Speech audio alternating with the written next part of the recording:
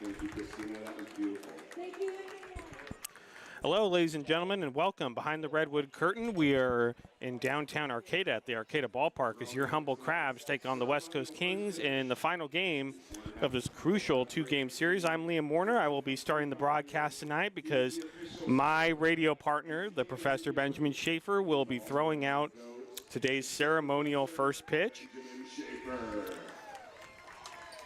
As the Professor makes his way out to the mound. If you're watching on YouTube, you will see it happen live.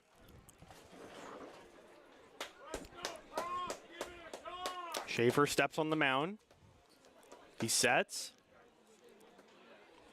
And here's the pitch. And he skips it in the dirt past the catcher.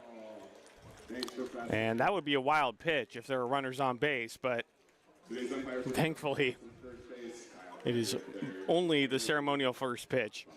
Good breaking ball from Benjamin Schaefer as he'll make his way back up to the booth and should be back here before the start of the game. Take you through the starting lineup for the visiting West Coast Kings. Leading off for them will be their center fielder, Joey D'Amelio. Batting second will be the shortstop, Caleb Chance. Batting third will be the right fielder, Kirk Wolf. Batting fourth will be the left fielder, Seth Gwynn. Batting fifth will be the third baseman, Josiah Rodriguez. Batting sixth will be the designated hitter, Jaden Lee. Batting seventh will be the catcher, Benji O'Rourke. Batting eighth will be the first baseman, Paul Lazul. Batting ninth will be the second baseman, Kevin Ferruda. On the mound will be Josh Rhodes. As Andrew Overland is on the mound for the Crabs, taking his warm-up pitches. Overland, he's been outstanding so far this season. His sixth start, 35 and a third innings pitched. Comes in with a record of 2-1 with one save. He has given up 13 runs in those 35 and a third innings. Only 11 of those runs are earned. 8 walks, 38 strikeouts. And a 2.8 ERA. The Crabs, they really need to win this game. This is their final league game of the season.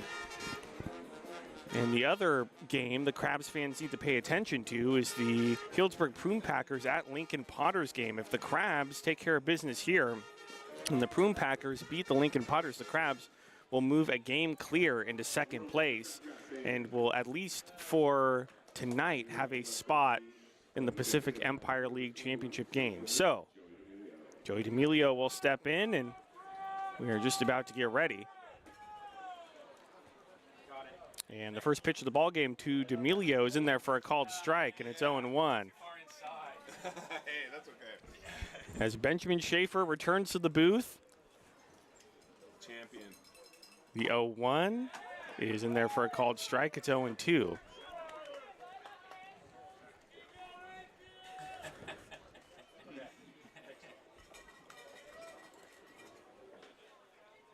The 0-2 pitch misses up high, and it's 1-2.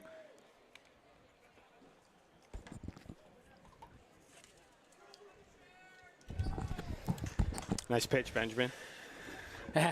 Missed inside with it. 1-2 is sprayed foul off to the right, and right fielder goes after it. It'll be out of play. Still 1-2.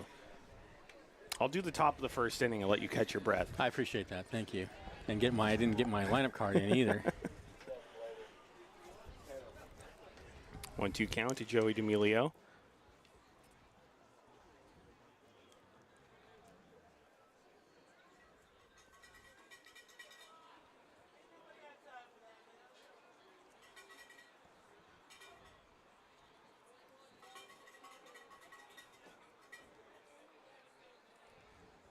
The 1-2 is lined into left field. That's going to be a base hit. So that's how this game gets started for the Kings, with the line drive into left field, a single. And that's going to bring in Caleb Chance. California, number 5, shortstop, Caleb Chance.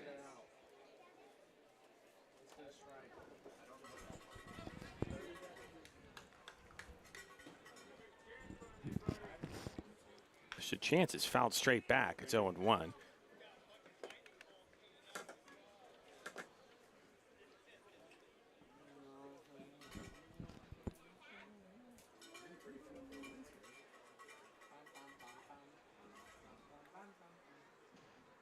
The 0-1, and that's a high chopper to first, and that's going to be picked up by Billy Ham. He'll step on the bag himself.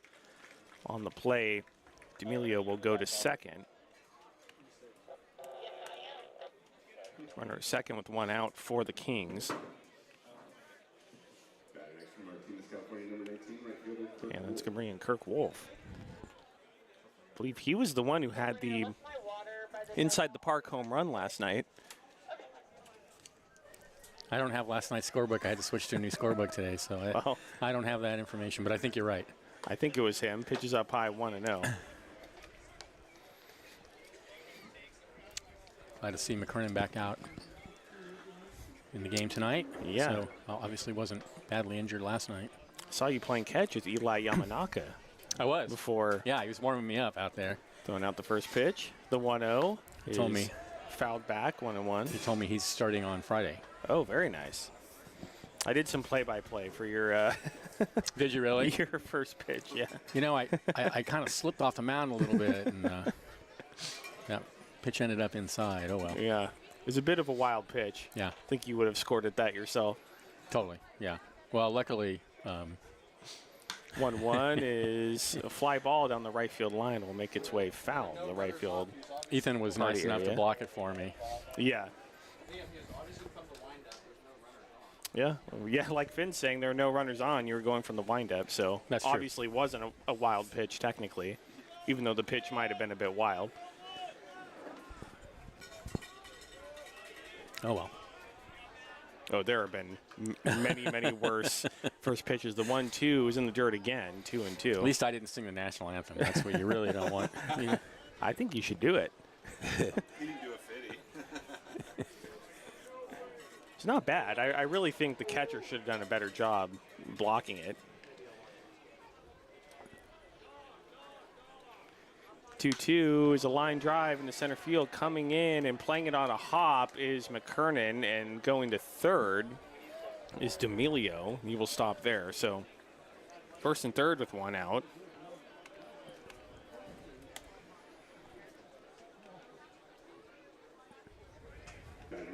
California number 20, left fielder Seth Quinn. Well, plenty of times last night the Crabs had to get out of some tough situations, and right away the Kings are proving to be pests. The original bat boy didn't show up, so we're going to have Earl Stark be the bat boy tonight. Seth Gwynn will step in, pitches outside 1-0. I'll do it. Yeah, Benjamin could go down and be bat boy too. They need a bat boy. Benjamin will come down with that one.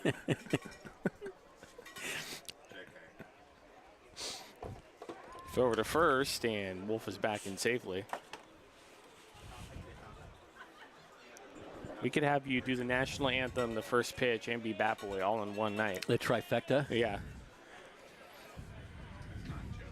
1-0 is a fly ball out to center field. McKernan racing back, going back towards the track, reaching up and makes the catch. Tagging up from third and scoring is D'Amelio, and the Kings lead 1-0. Remaining at first is Wolf. 2 away.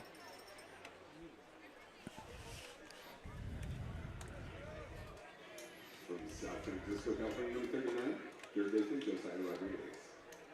And I'll bring in Josiah Rodriguez.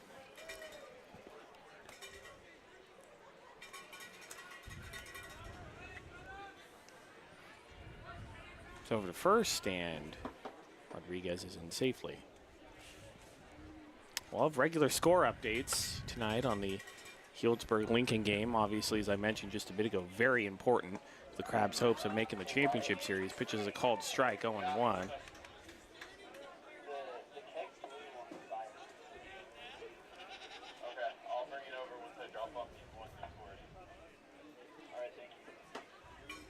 Oh, when the runner goes, kind of a delayed steal, a throw down to second, and he is out. What a great throw by, I believe, Ethan Rivera behind the plate. That's right. Yep. To nail Kirk Wolf, trying to steal second. That's going to get the Crabs out of the inning, but the Kings do get one run. They lead 1. Crabs coming up to bat. In the bottom of the first, you're listening to Crabs Baseball, 107.3 FM.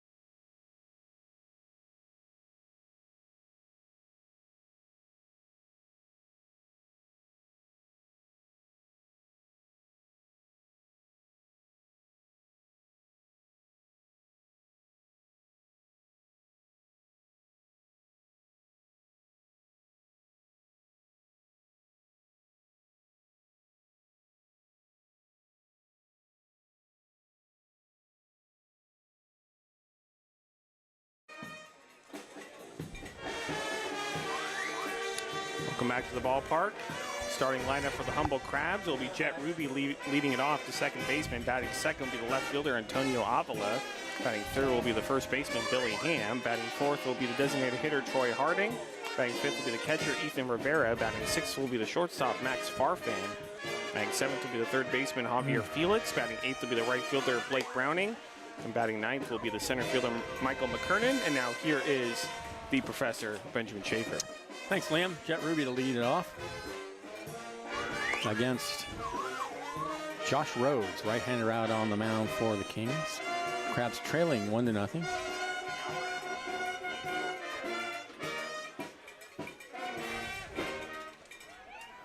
I have to say, I'm just watching the Kings last night and my limited experience tonight, though.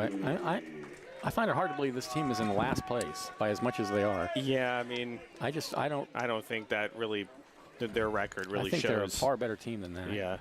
Here's the pitch, and there's a fastball taken for a strike on the outside corner. I think you're right. I mean, they've proven to be really tough. 0-1. Yeah. I think they want to come in here and spoil the Crabs' party. And the 0-1 is lined back up the middle, picked up by the shortstop, throw to first, and Ruby's out. 6-3.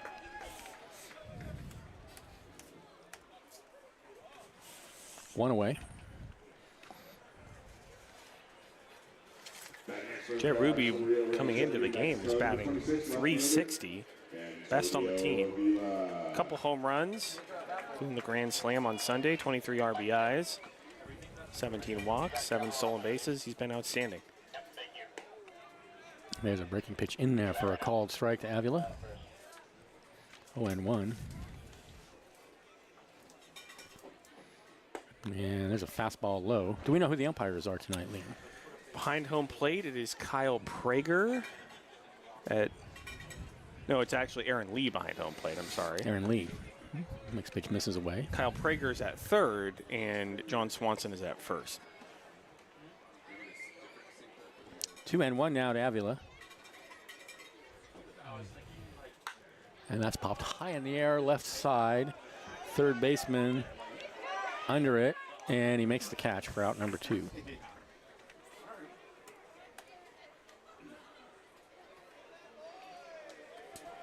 Here's Billy Ham.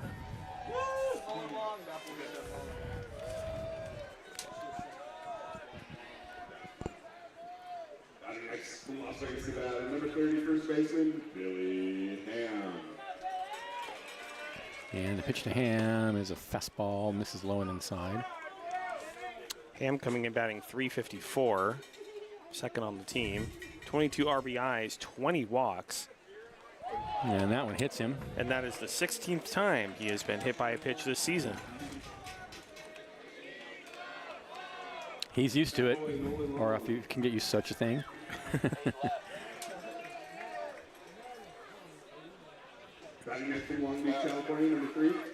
That'll bring Troy Harding, the cleanup hitter, up to bat with 2 outs and Ham over at first.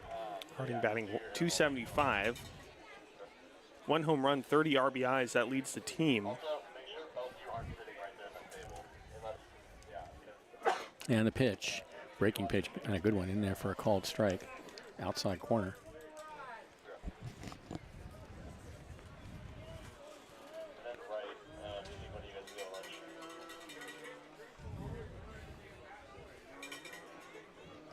Rhodes from the belt.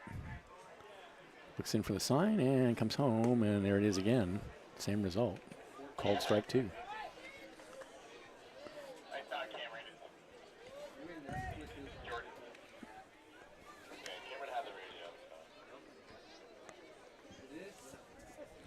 Defensively for the Kings, it's Josh Rhodes on the mound. Benji O'Rourke is catching. There's a swing and a miss, and the Crabs go down. In the first, no runs, there were no hits, there were no errors, and a runner left. And at the end of 1, we're tied at 0. This is Crabs Baseball, 107.3 FM.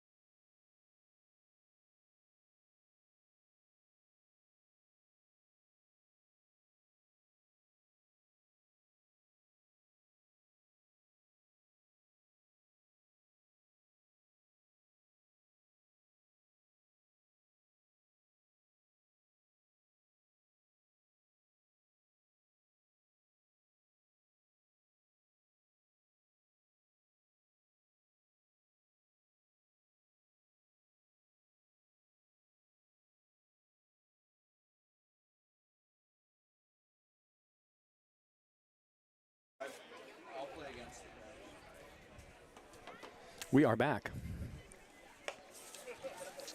No score. I mean, 1-0 actually in favor of the Kings. Top of the second inning, it'll be Rodriguez, Lee, and O'Rourke against Andrew Overland. Bad news, Benjamin. It is 3-1 Potters, bottom of the fourth inning, over the Prune Packers, which would not be good for the Crabs. I do not expect that lead to hold up. Hopefully not. So here's Rodriguez, and the first pitch is popped high in the air, right field side. Ham is camped under it, and there's one out.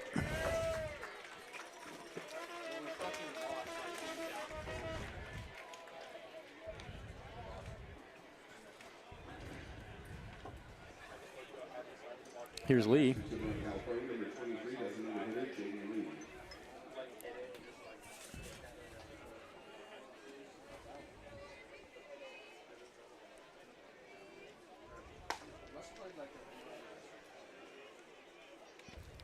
And there's a fastball taken for a strike on the outside corner, 0-1.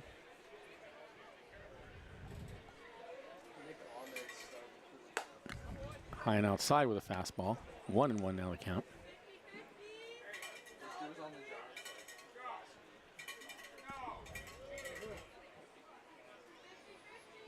1-1, fastball low and away.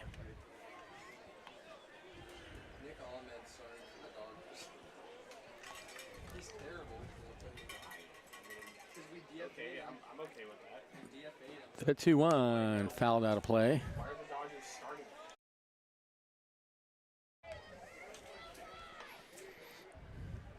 Two and two the count.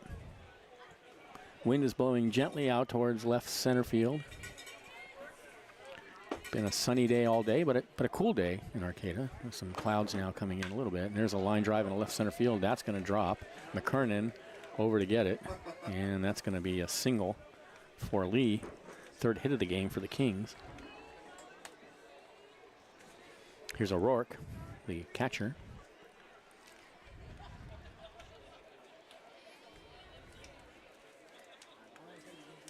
Now batting from Walnut Creek, California, number 12, catcher, Benji O'Rourke.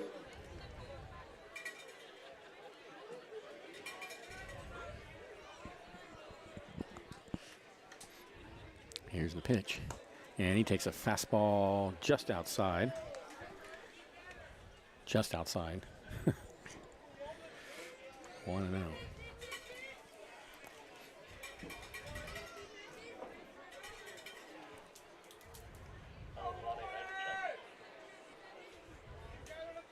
Runner goes. The pitch is high, and Rivera can't get a handle on it, so that's going to be a stolen base for Lee.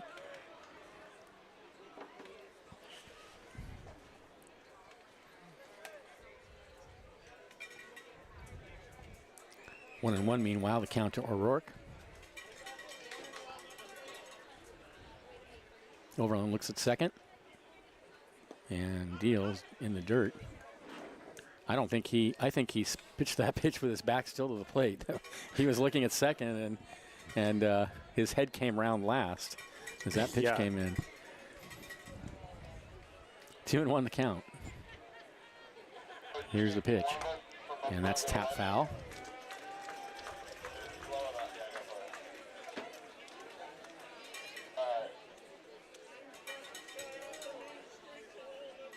Two balls, two strikes. One out, Lee out at second.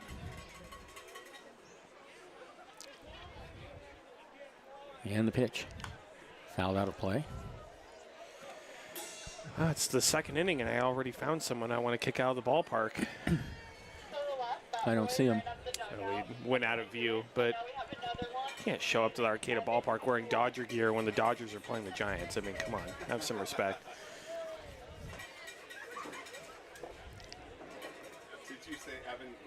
2-2 the count. Here's the pitch. And it's a liner on one hop out to second base. Ruby has it. And throw to first. Makes the out there. On the play, Lee goes to third. How did they do? Who won last night? The bad guys. Yes. The Giants are terrible. So, I mean, honestly, California number 38 race station. Sell, baby. you can't blame someone for going with a winner. You know what I mean? Well, Here's Lizelle. here in Northern California, I can. If I was down in LA, I wouldn't say anything. Here's the pitch. Fouled out of play. 0-1. Yeah, I agree. Sell. I mean, they're just they can get something for what's his name at third. I think Mike Yastrzemski's on the trade block. Yastrzemski, they can get something. He'd Wilmer be good. Flores, maybe Tyro Estrada. Here's the pitch. In the dirt all the way to the backstop, and Rivera is not going to make it back in time. And that's going to be another run on the wild pitch to make it 2-0. Rivera had to wait for it to bounce back off the fence. Nothing he could do. Yeah, this has been a really frustrating series for the Crabs so far. I mean, I agree. you know, just a lot of little Like that hits right there, for wild the pitch. Kings, wild pitches, a lot of stolen bases. I mean, just several times last night where it was Bryce Stockton who had to pitch out of really tough situations. I mean, Kings are not making it easy. The 1-1 fastball misses low. 2-1. But the thing about it, though, is that, you know, like the best players the Giants have are guys who will be fill-ins on every other team. On most teams that are in contention. You know what I mean? They're not going to be like starters somewhere. The 2-1. Yeah. They're not going to be impact players. I mean, you know, maybe they can return. Misses inside, 3-1. Maybe they can return a few prospects that might help the Giants later on down the road. But yeah, things are not looking up at the moment. I think Farhan Zaidi, the general manager of the Giants, has run his course with the team. I get the feeling with the fans he has overstayed his welcome. Yeah, I've given him plenty of time, but I think that time is up. 3-1 pitch. And that's lined right at Ham for out number 3. But the Kings get a run on a hit. There were no errors and nobody left. And at the end of an inning and a half, they lead 2-0. This is Crabs Baseball, 107.3 FM.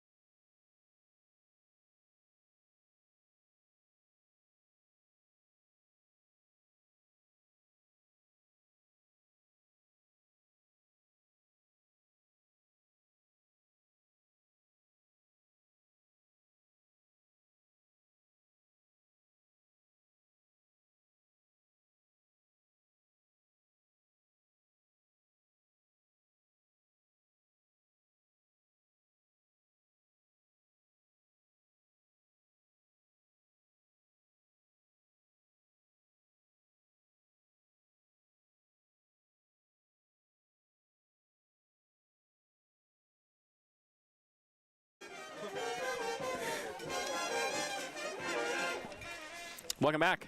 Thanks to North Bay Automotive, 10th Street in Arcata, providing a comprehensive range of auto repair services for more than 20 years. Trust North Bay Automotive for all your automotive repair needs. Also, North Coast Audiology. Julie Kelly and her team at North Coast Audiology maintain a patient-centered focus, providing audiological services to Humboldt, Del Norte, and Trinity counties. They are dedicated to helping all patients, regardless of age or insurance coverage. Trust North Coast Audiology for all your audiological needs. For the Crabs in the bottom of the second, trailing 2-0, it'll be Rivera, Farfan, and Felix. And the first pitch to Rivera is a ground ball in a hole on the left side, backhanded by the shortstop, the long throw, and that's a nice play by Farfan. I mean, by Caleb Chance over there at shortstop. Ball was not hit hard. He had a long run and had to throw moving away from first base. Still made the play. Here's Max Farfan. The Crabs need to wake up. I mean, I think it took them too long last night to get into the game. I know they tied it up, but... Oh, and he's hit in the back with a breaking pitch. Second hit batter of the night already by Rhodes.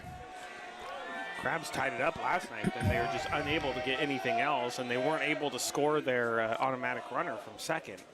Well, I don't know. Like I said, I was saying off my, when I was down there throwing out the first pitch, I fist bumped all of them, and I was like, let's win tonight. Let's go get them. I mean, look. I was as explicit as I could possibly be. Exactly. I don't know if they just weren't listening so far or what, but we got a long way to go here. Yeah, a long way to go. That's right. Here's Felix. And that's bounced up there, and that's going to allow Farfan to go to second. And he can't find it. Farfan's going to go to third as Benji O'Rourke was unable to figure out where the ball went. It bounced. That was similar to the play that happened last night with Jihi Lee catching, where the ball hit the plate and then bounded up way up over on top of the fence. That's right. And no idea where it was, and that happened just now to O'Rourke. Yeah, I mean, you can't ask for much more as a base runner, at first base to have the ball kind of bounce up like that and then stay up against the backstop. So here's Felix with the count, and he hits it right back up the middle, and it's 2-1 in favor of the Kings. That's right. There we go. So Javi Felix comes through with the RBI single.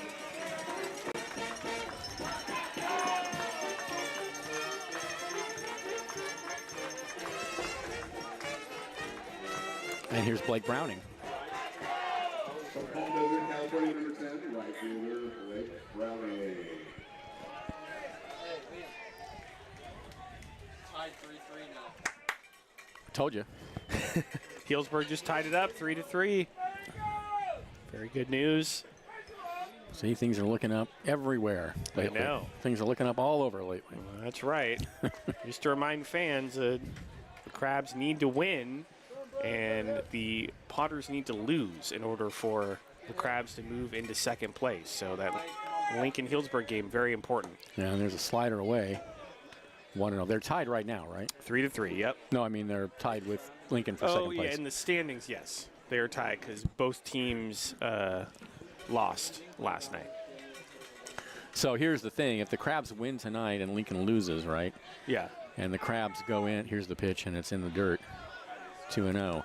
The Crabs don't have any more league games after tonight. I have the standings right? over there. So the Crabs don't have any more league games, right? The issue is Lincoln that has 2 more. Lincoln has 2 more so against if they the win their Solano next Mudcats. if they win their last 2 league games, they win by a game. They end up in second half by a half a game. Yeah, in second place. The Crabs aren't playing a league series. They can only move up a half a game each. Right.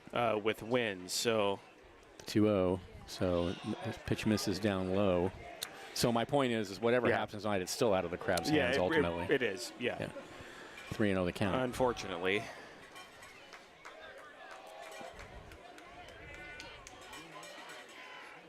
And that's why last night's game was so important. You mean the one they lost? 3-0 misses outside, and Browning walks. So that puts runners on first and second. Still nobody out. But I mean, this really is a must-win game. I mean, there's no question about it. Right. Yeah.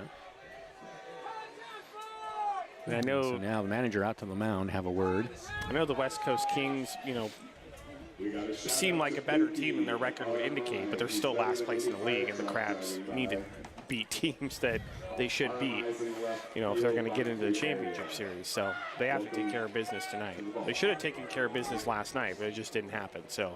Well, I think the thing was is we expected to beat them last night because they are in last place, but I just think I think we're underestimating this team because I think they are quite a bit better than their record shows. 100%. They're a scrappy team. I mean, because their pitching last night was solid. Oh, it was superb. The 2 guys who pitched last night were great.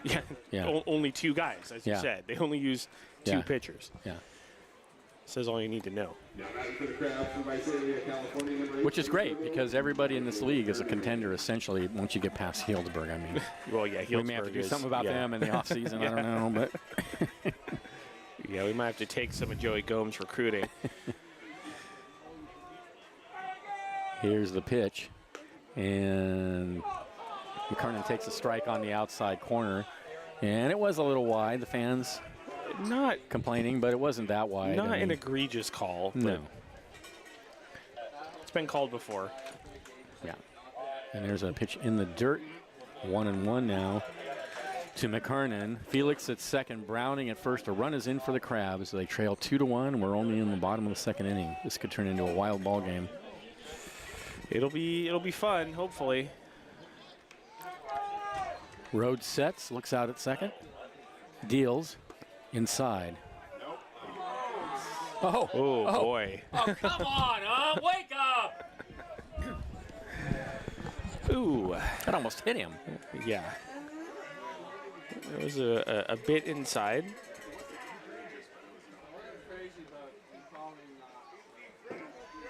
And now he steps off.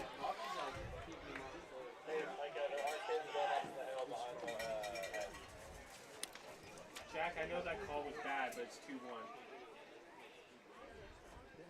Here's the pitch, and that one is low and outside. Let's see if he calls that one a ball.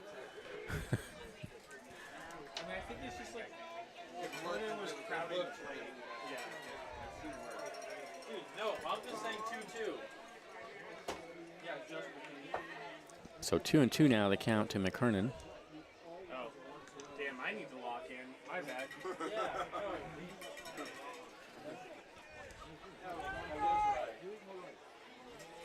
Yeah, And here's the pitch. Hit on the ground, left side and through for a base hit. Coming around the score is Felix. On his way to third is Browning. They're going to hold him there. A double right down the left field line, right over the third base bag for Michael McKernan, and the Crabs have tied the game. beautiful.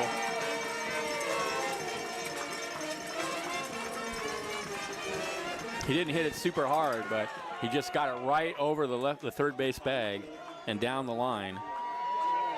Well, they might have been listening to you after all, Benjamin. You should pick up a complimentary copy of You know, Just took him an inning. took him an inning, but when I speak, people listen. You know what I mean? Exactly.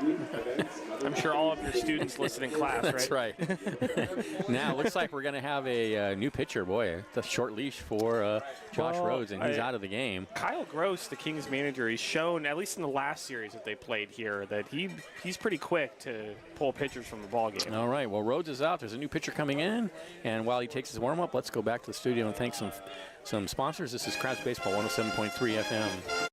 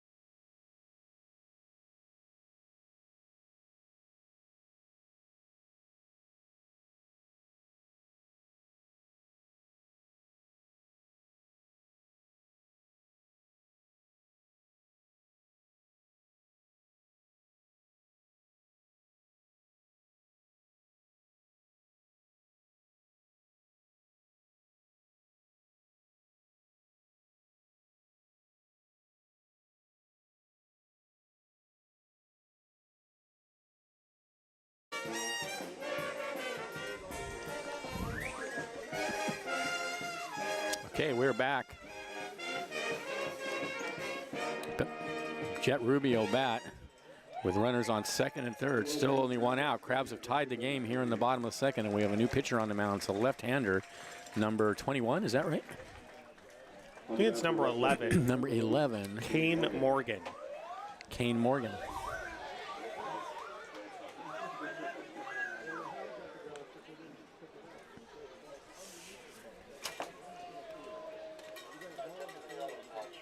Kane Morgan, okay.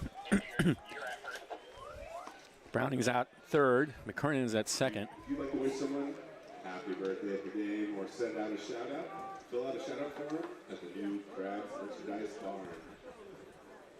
Check out the new programs while you're there.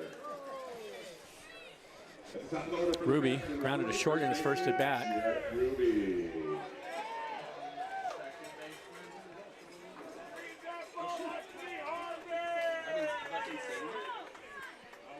And here's the pitch.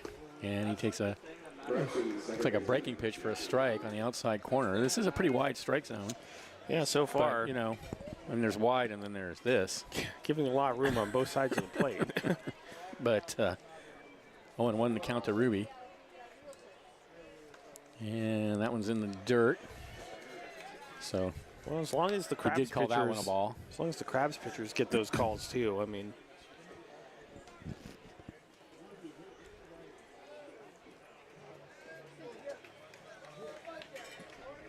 1-1 the count. The pitch, breaking pitch, tapped back over the mound. Going to be a tough play. Shortstop bare hands, throw to first, not in time, and the Crabs take the lead. Infield single for Jet Ruby. Browning in the score. McKernan the third. And here's Avila. He fouled out his first at bat. Ruby did not hit that ball. Just got a piece of it and just hit it hard enough to bounce it over the pitcher. that's what Jeff Ruby does. He's a knack for just hitting the ball in the right spot in the infield. Once it got past Morgan, there was just no chance for a chance. The shortstop, and that one's in the dirt, no advance. Jeff Ruby really is a finesse hitter. Yeah. I mean, he just places it. I mean, he just has a knack for hitting balls right up the middle. He does it just about every single game. He does, yeah. Here's the 1-0. Ooh, hammered in the air to center field, going back, still going back, and off the wall. Here comes McKernan to score. Ruby's coming around third. Here's the throw to the plate, and he is in there as he slides. The ball gets away, and on his way to third is Avila.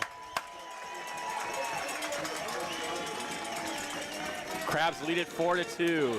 Avila with a huge double. Just crushed that one. He's been hot.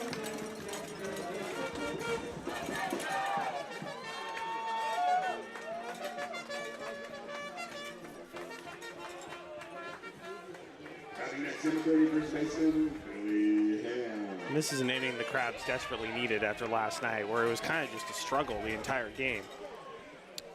So here's Ham, and that's hit on the ground, past the second baseman, and it's 6-2 Crabs. Here we go, boys. Just off the glove of Kevin Ferrata. He tried to stop it, and it just kicked under his glove. Avila scores.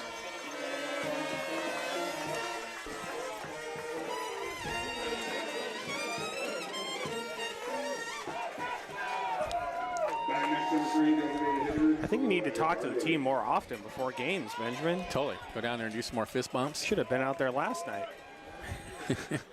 Here's Harding, struck out his first at bat, and the pitch in the dirt. So Crabs up 6-2 now. Played 6 runs here in the second inning and have batted around.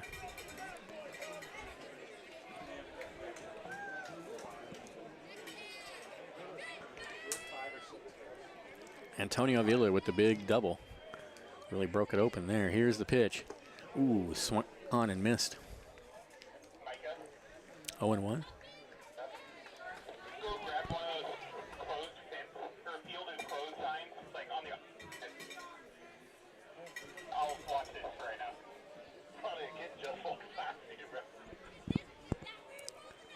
Count's actually 1-1. Here's the pitch. And that gets away from the catcher. Ham's going to go to second. Wild pitch.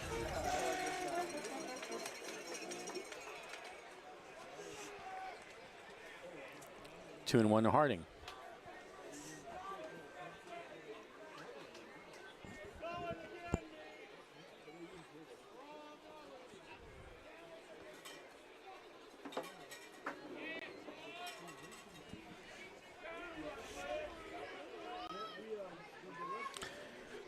Now Harding steps out.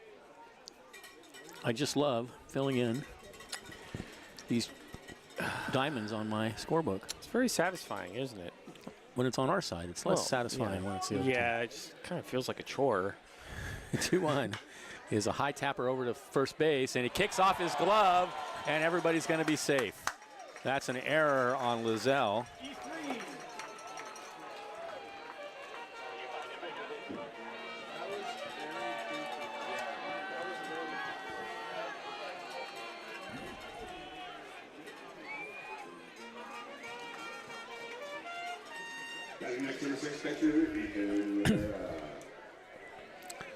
Just a Baltimore chop, as it were, over towards first, and he just misjudged it, really. And it kicked off his glove. So here's Rivera. Started off the inning by grounding to short. Yeah, it was kind of a tough play, but I still think it was a play the first baseman probably should have made.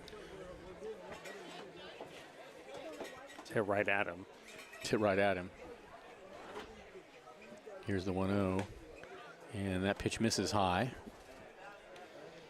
2-0.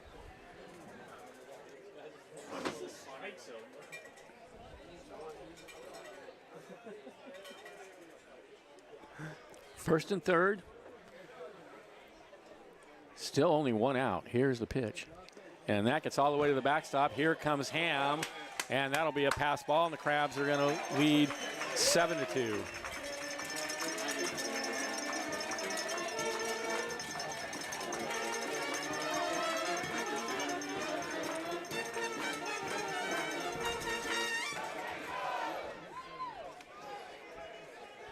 Harding the second.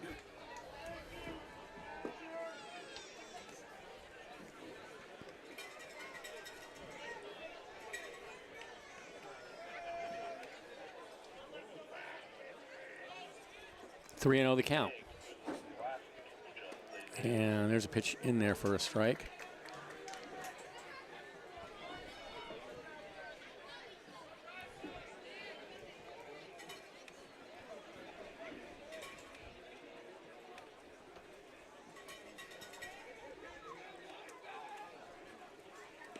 In the dirt again, and that goes all the way to the backstop. And Harding's going to go to third on the wild pitch as Rivera walks.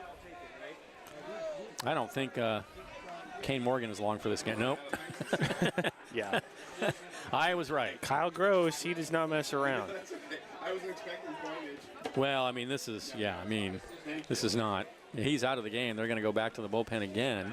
So, again, let's go back to the studio. Thanks some more of our great sponsors. This is Crabs Baseball 107.3 FM.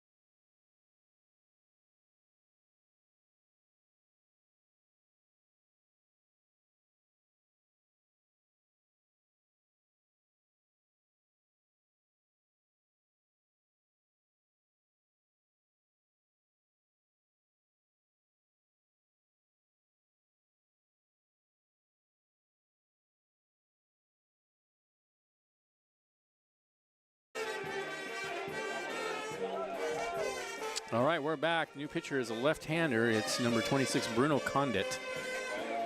Third pitcher of the game already for the West Coast Kings. Crabs have batted around. They've plated 7 runs in the inning, and they have runners on first and third, still only 1 out. So Crabs, this is the biggest inning I think the Crabs have had in a long time. Maybe this season. I don't know if they've scored 7 runs in an inning before this season.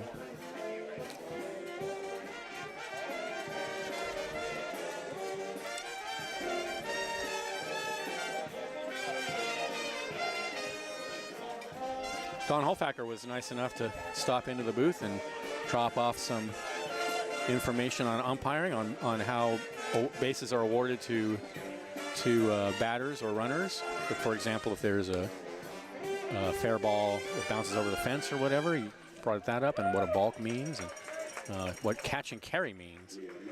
Catch and carry is when a fielder catches a batted or thrown ball on the playing field and then carries it into an out-of-play area. I didn't even know that existed. So, yeah, thanks to Don for some pretty cool information. Here's Farfan. Was hit by a pitch earlier this inning. First and third, only one out. Here's the pitch. Again in the dirt. Boy, their catcher, Benji O'Rourke's getting a lot of work this inning. Well, it's now, let me see, Jake Lyle, number 13, in a catcher now. Oh, we have a new catcher as well, huh? Jake Lyle. I wonder why. So he was the DH, wasn't he? There's a pitch that No, he is in there for a strike. He was not in the lineup. I'm thinking of Lizelle. Okay. Yeah. So I wonder why they took a catcher out. Well, maybe the coach wasn't happy with him 1-1 either. is fouled up against the screen. 1-2. Wow, that's a you don't see that very often. I know, They pull yeah. a catcher out of a game. I mean, Yeah. maybe he got hurt. Yeah, maybe. I mean, Some of those pitches were pretty wild. you never know. I mean, there was that one pass ball, but if you took him out due to performance, it's pretty harsh. I was going to say, a pass ball, and it could have gone, I mean, it was a pass Yeah. ball, but it wasn't a great pitch. No, I mean, well, it wasn't like an egregious pass ball. No. Yeah, right. It's not like he just stood up and watched the ball go by. Yeah, no, exactly. So, Yeah. I mean, So I can't believe you pulled him out for something like that. it's hard to speculate from up here. 1-2 the count. In the dirt, and the runner from first is going to go to second. That's Rivera. So another wild pitch. Well, I said earlier I wondered why the Kings were in last place. I'm starting to get an inkling now. Yeah, I mean, they just got really good pitching last night. Maybe I mean, their pitching begins and ends with last night. Yeah, maybe. Because, I mean, the starter last night was great. I Yeah. mean, I had never seen the curveball he was throwing last night. You don't see that. in this Yeah. league. Here's the Crabs pitch. hitters were totally fooled. Breaking pitch misses inside. 3-2. I'm trying to remember what his name was. I don't have my scorebook with me, but he was really good. Anyway, so maybe they're not very deep pitching wise. It was Landon Marchetti. That's right, Landon Marchetti. He was great. 3-2 pitch. And he gets a roller out to second base. He bobbles, he picks it up, and he throws to first. They'll get the out there, but another run's going to come in. And the Crabs lead at 8-2. Wow. On the play, Rivera goes to third.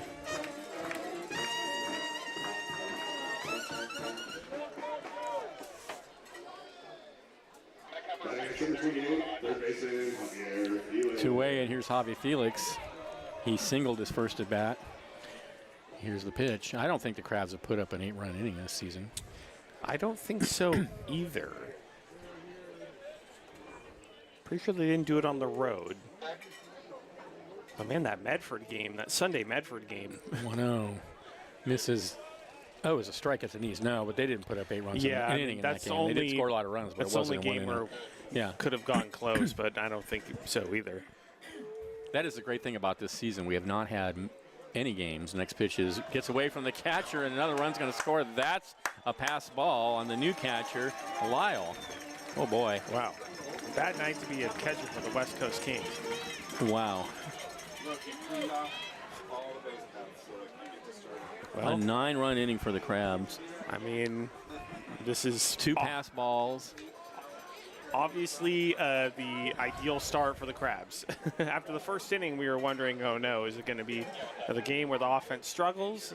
2-1 is hit in the air, out of play. I said they needed to win. I said when I was down there, I was Hey, like, let's you win ended up this being one. right. I Let's mean, get these guys. But I you- didn't mean annihilate them. I mean, Well, I mean, Benjamin, this is a league game. I am okay with that. Yeah, a league I'm okay game. with If it's it, a too. non-league game, there's no reason to, blow out the other team too much. But this is league play. We need to win, and we need to win by a lot. the 2-2, check swing, and it's.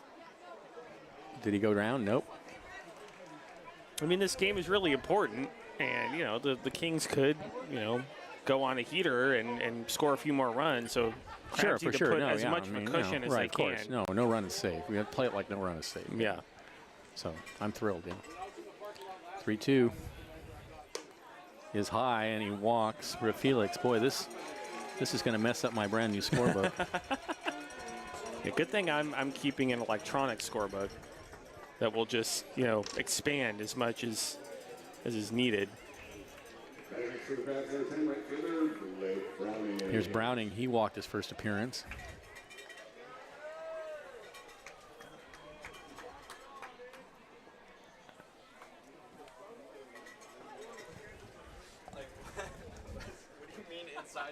Next pitch misses down low, and the throw's going to go down to second, not in time. Oh, they got him.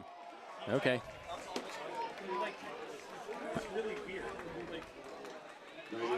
And that ends the inning. But the Crabs get 9 runs on 1, 2, 3, 4, 5 hits. There was an error and nobody left. And at the end of 2, they lead 9-2. This is Crabs Baseball, 107.3 FM.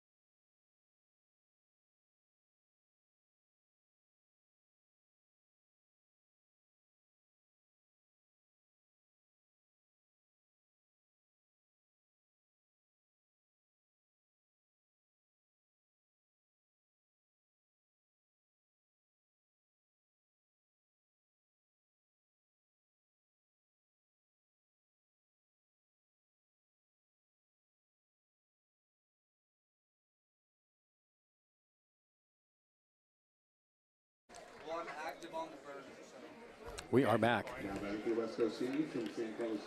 Top of the 3rd inning. Crabs up 9-2. A 9-run inning. Yikes. Love to see it. Here it'll be Ferruta, D'Amelio, and Chance for the Kings. And Ferruta takes a fastball in there for a strike. 0-1. And this is great for Andrew Overland because all he has to do is relax and throw the ball down the middle. Let the defense do their job. Don't walk anybody. And that's popped in the air to center field. McKernan coming in.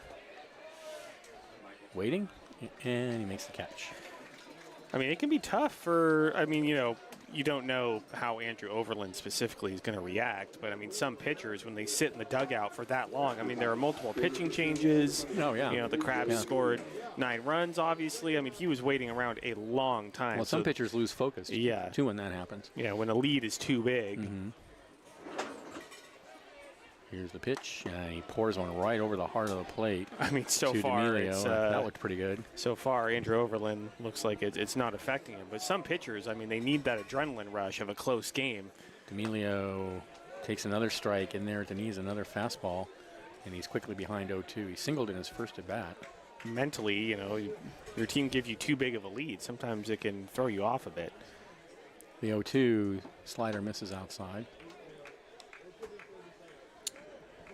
But the way Andrew Overland looks to start this inning, I'm not too concerned.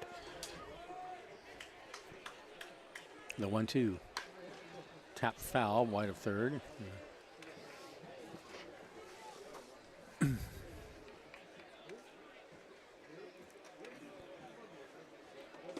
Bottom of the 6th inning in Healdsburg. It is still 3-3 between the Potters and the Prune Packers. Crabs fans want the Prune Packers to win that game. The 1-2 swung on and missed. Throw down to first. And they record the out there. So it's a strikeout, 2-3 put out. 2 away. I will only admit to that conditionally. Well, I mean, given that. Uh-oh.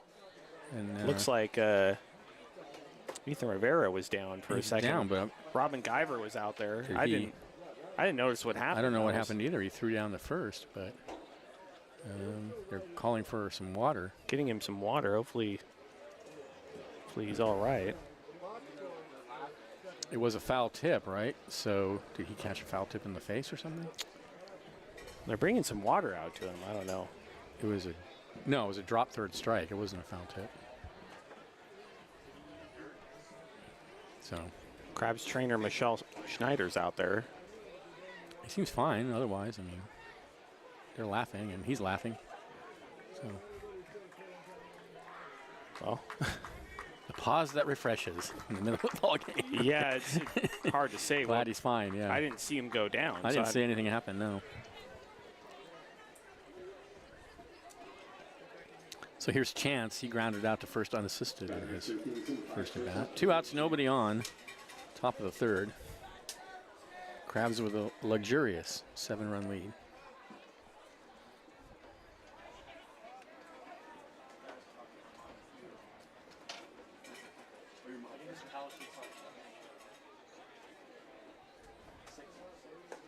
Fastball taken for a strike on the outside corner. 90 miles an hour from Overland. Ooh. Yeah, Overland can throw some heat. Here's the 0-1. There's another fastball that misses away. I love the way he's attacking the zone right now. Yeah, just throw it down, just lean back, throw a fastball in there and let him, like I said, let the really defense taking do your its job. advice, Benjamin. 1-1. Misses low, 2-1. Oh, that was a called strike. Oh, he called that a strike, did he? Okay. Kind of a delayed call, but 1-2. Farfan and Felix still in the sun over there, shielding their eyes. Here's the 1-2, and there's a breaking pitch that misses low. 2-2.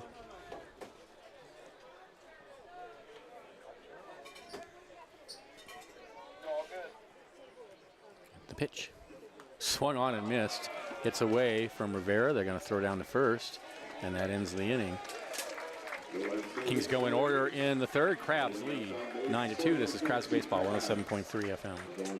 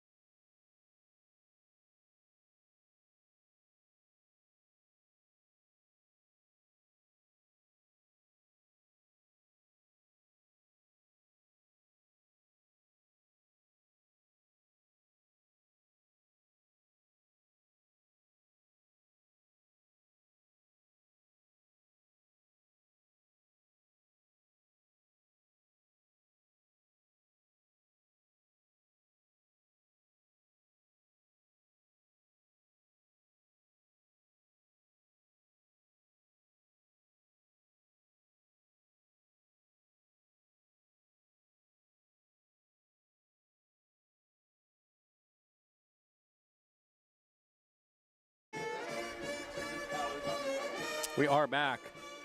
Bottom of the third inning, Crabs leading 9-2. It'll be Browning, McKernan, and Ruby to bat.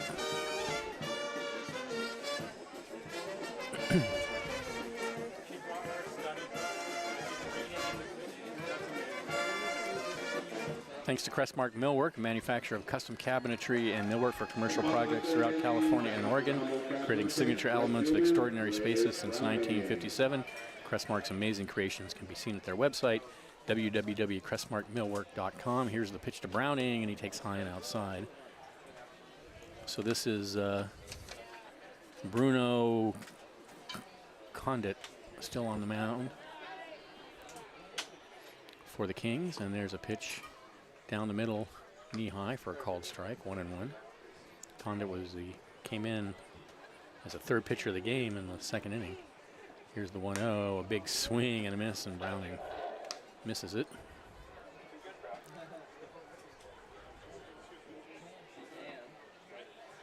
The 1-2. This is down low.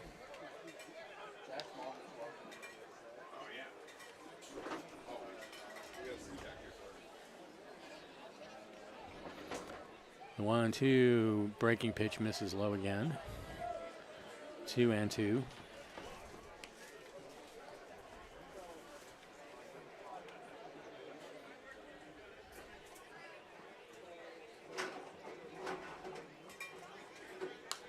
Two and two is fouled out of play.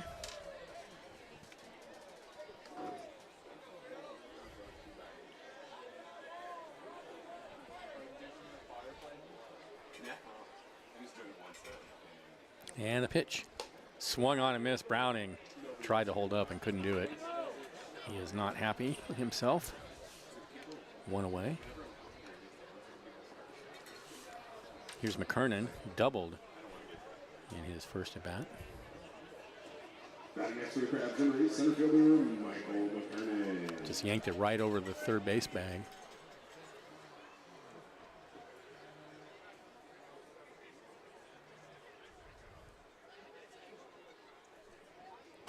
And the pitch in there for a strike.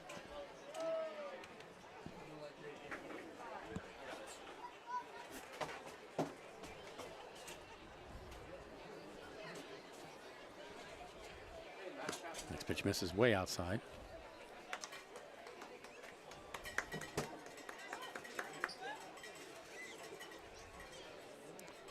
One and one is the count. And the pitch. This is low.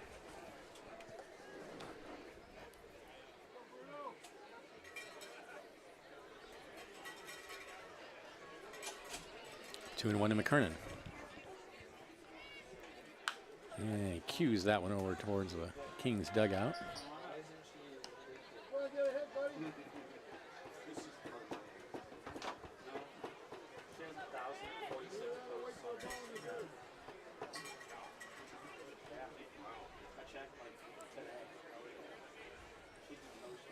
The 2-2. Way inside.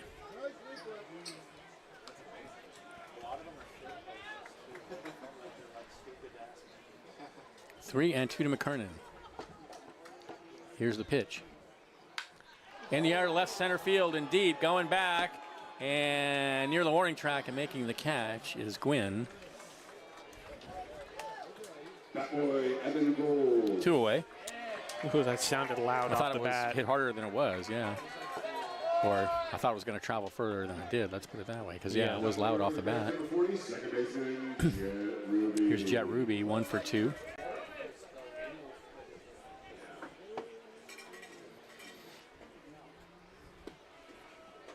Takes a fastball in there for a strike at the knees.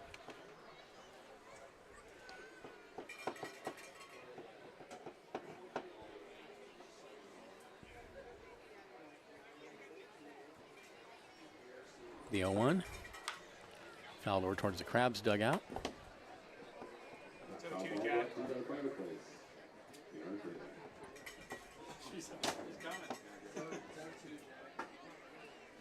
The 0-2. Grounded in the hole on the left side. Picked up by the third baseman. Throw to first is wide, but a nice play by Lizelle over there to end the inning. Crabs go in order in the third, but they lead 9-2. This is Crabs Baseball 107.3 FM. Stay tuned. Liam's on the way. We're going to the fourth inning.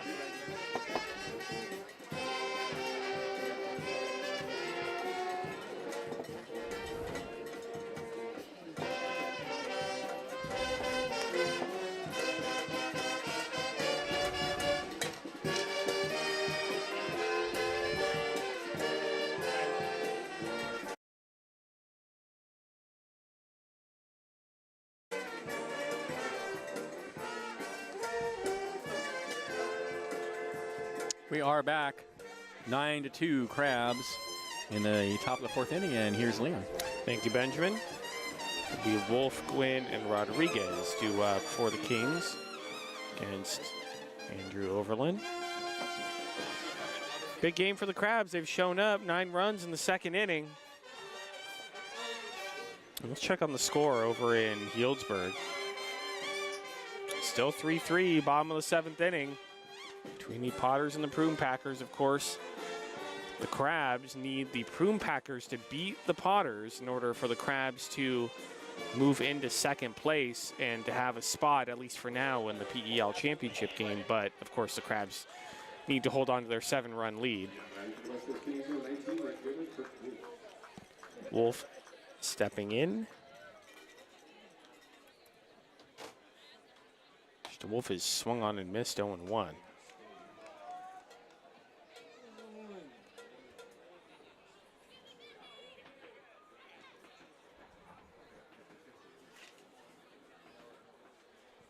The 0-1 grounded to second. Jet Ruby, second baseman, will pick it up, throw the first one away. That boy, Alex Lazul. And that's going to bring in Seth Gwynn. Next to the 20 left fielder, Seth Quinn.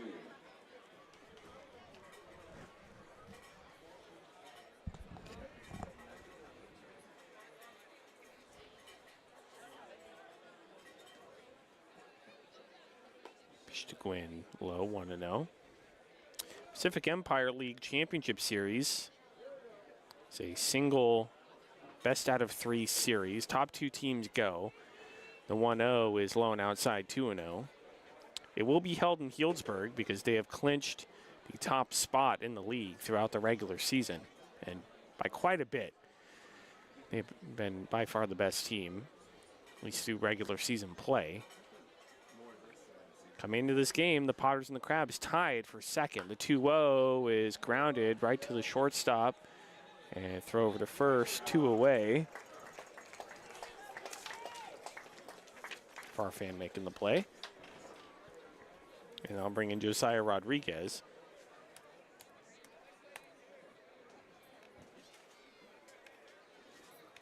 Yeah, batting number 39, third baseman, Josiah Rodriguez.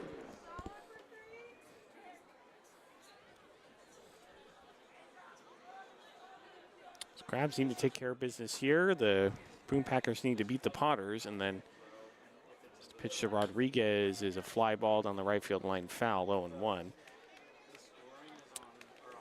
And then the Potters will take on the Solano Mudcats this weekend, Friday and Saturday. And I believe the Crabs will need a couple of results from the Mudcats. Pitches in there for a strike, 0-2, in order for the Crabs to secure their spot. So I don't believe the Crabs control their own destiny at this point. They might have been able to control their own destiny if they were able to win last night. 0-2 is a called strike 3, just catches the corner, and that's going to do it here in the 4th. The Kings go in order. Crabs lead 9-2 as we head to the bottom of the 4th. You're listening to Crabs Baseball, 107.3 FM.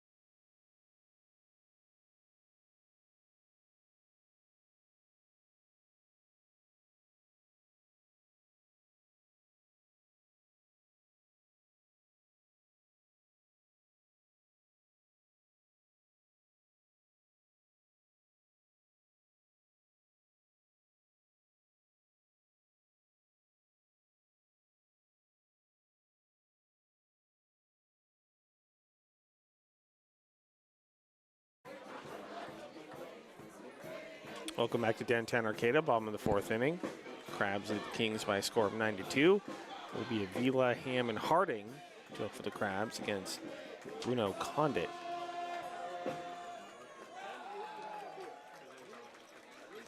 Pitch to Avila is popped up, foul out of play. Will make its way over to F Street, 0-1.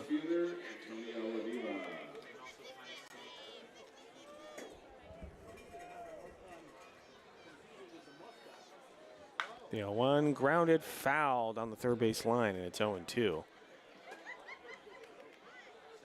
Non-baseball news, the Olympic Games started today in Paris. Very exciting time for sports fans everywhere. The 0-2 and a check swing that it just rolls fouled on the first base line. That was a self-defense swing for Vila, high and inside, so 0-2.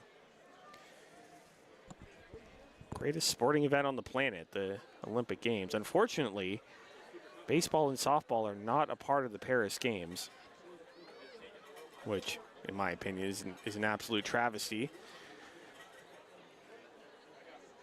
0-2 is a ground ball right up the middle, second baseman, over to glove it, across his body, throw the first one away. Good play by Farufa over a second.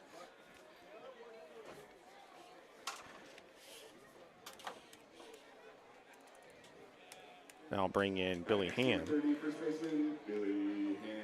Essentially, the reason why baseball and softball are not in the Paris Olympic Games, as the pitch is outside 1-0, is pretty much comes down to the fact that the French don't care about baseball. The 1-0 Well, is just misses up high, 2-0. I don't think baseball cares much about the French I either, know. honestly. Well, the last Olympic Games were in Tokyo, and obviously the Japanese love baseball. The 2-0 is popped up center field. Moving over to his right and making the catch is D'Amelio, 2 away. Japanese love baseball, so baseball and softball were part of the 2020 games in Tokyo. And baseball and softball will be a part of the 2028 games in LA, but not in Paris, unfortunately. Pitch to Harding is loaned inside 1-0. I'm sure crepe making is one of the sports. The French decided to replace baseball and softball with other lesser sports. I don't get it. The 1-0 is swung on and missed 1-1. Well, I mean, I would want baseball and softball to be included, but I'm sure Major League Baseball wouldn't even release their players for these Olympics, even if that was on the list. No. But maybe for LA 2028. 1-1 is grounded, fair down the third base line, and that's going to be extra bases for Troy Harding. He's rounding first, and the ball gets stuck out in the bullpen, and so it's going to be a ground rule double for Troy Harding. Left fielder threw up his hands, universal sign for the ball stuck somewhere, I can't get it. And Harding's going to remain at second. And that's going to bring in Ethan Rivera.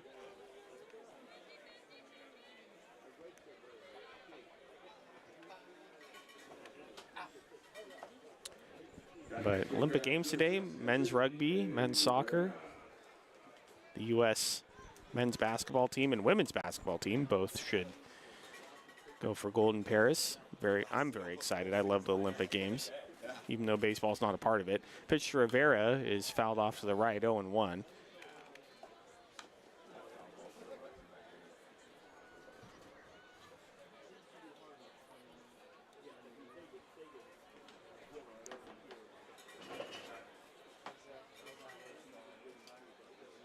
One is low and outside, 1-1.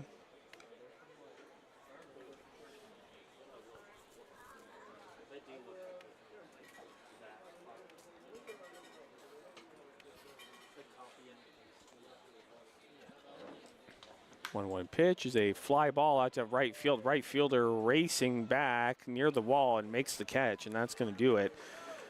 But the Crabs, they strand a runner on second. They don't score. They still lead 9-2 as we head to the top of the fifth. You're listening to Crabs Baseball, 107.3 FM.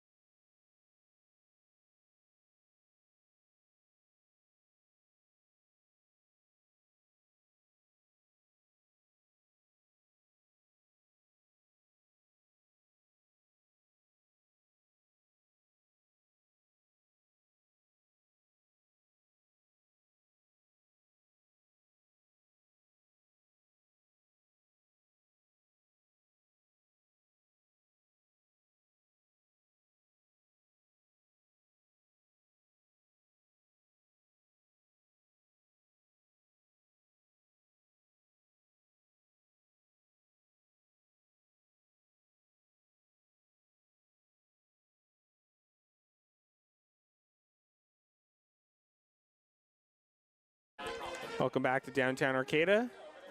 Top of the 5th inning. Crabs lead the Kings by a score of 9-2. The Lee, I believe Lyle in O'Rourke's spot, and Paul Lazul due up.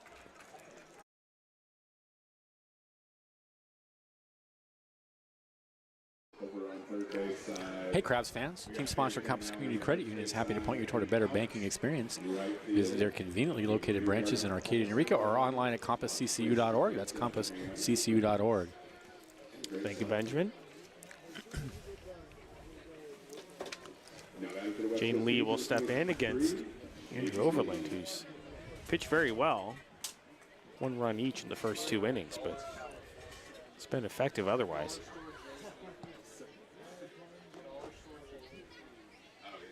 Pitch to Lee's, a fly ball out to center. McKernan going back near the track and makes the catch 1 away.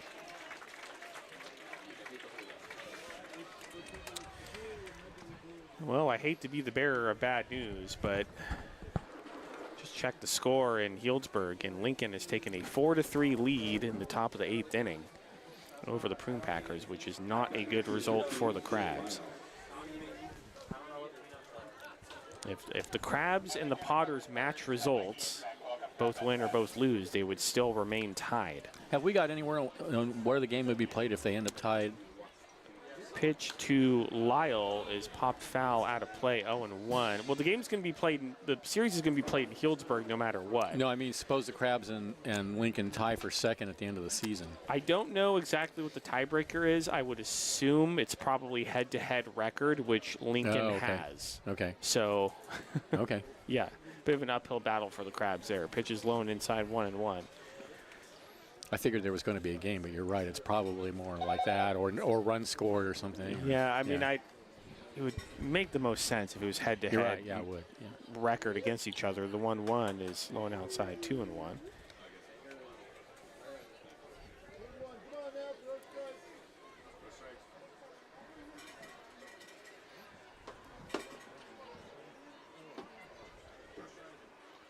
One is a ground ball to the left side of the infield. Diving stop by Felix. It ticks off of his glove, and he's not going to have a play.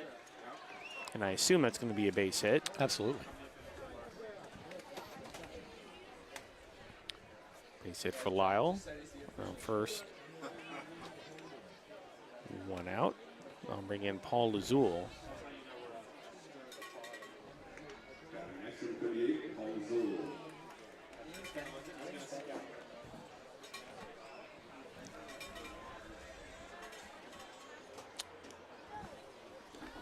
And Overland gets a new baseball.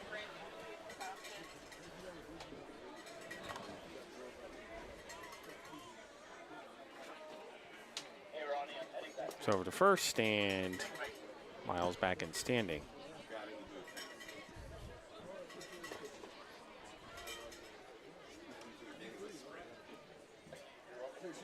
And pitch to Lazul is fouled off to the left. It's 0-1.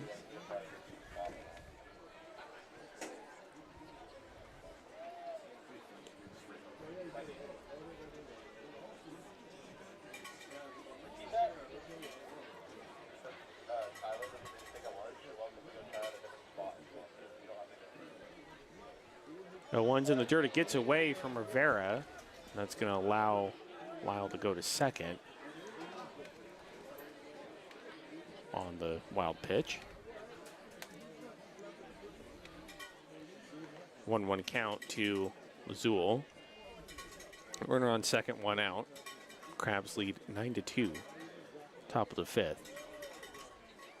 Both results hold in both league games. The 1-1 is popped up left field, ranging over and making a basket catch is Antonio Avila, 2 away.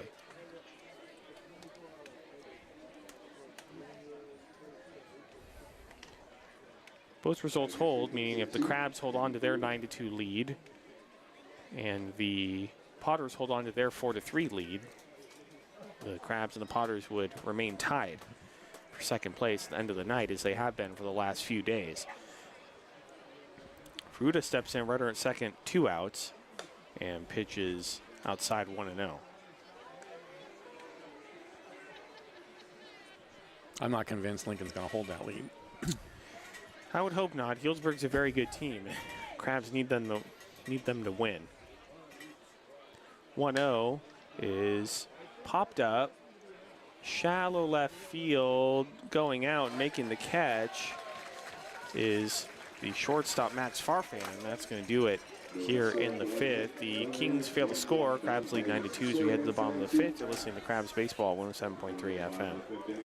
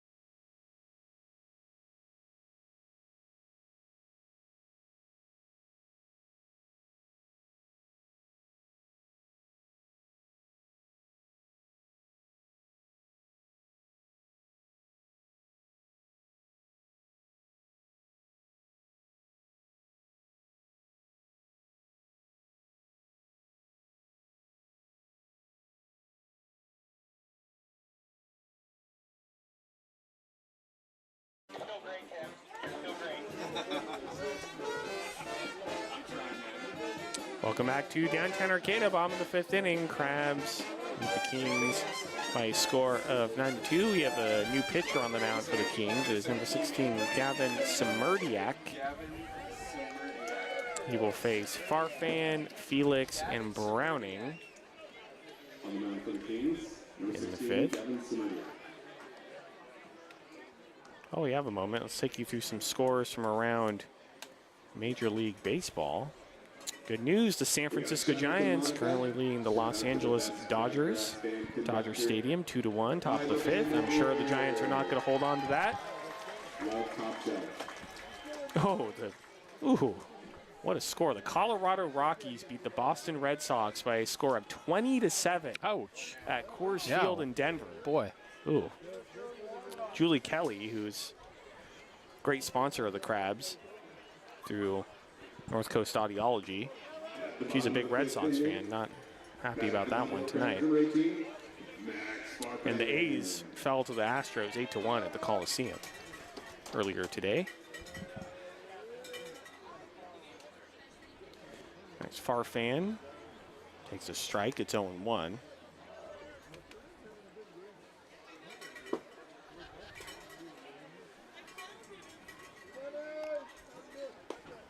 One is low, 1-1. It's over. Top of the 9th inning in Healdsburg as a check swing. Wow, they're that late in the game already. And Farfan didn't go. It's 2-1, 2-1. Top of the 9th inning, and Lincoln leads 4-3. Crabs need the Prune Packers to do something in the bottom of the 9th. Or else it might be a tough go to get into the championship game. The 2-1 is launched foul, way foul, onto the freeway. Man. I mean, that was hit right over off the bat towards the Arcata House Partnership building. I think that was the hardest ball we've seen since the we've got the fast track. Or whatever I think you're right. The TrackMan, yeah. TrackMan. 106 miles per hour is sharp. 2-2 is lined, fouled on the right field line. Still 2-2.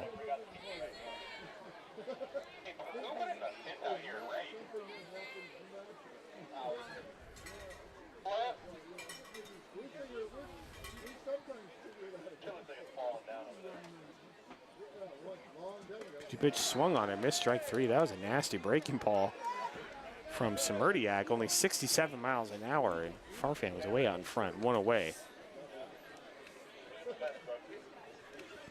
And that's going to bring in Javi Felix.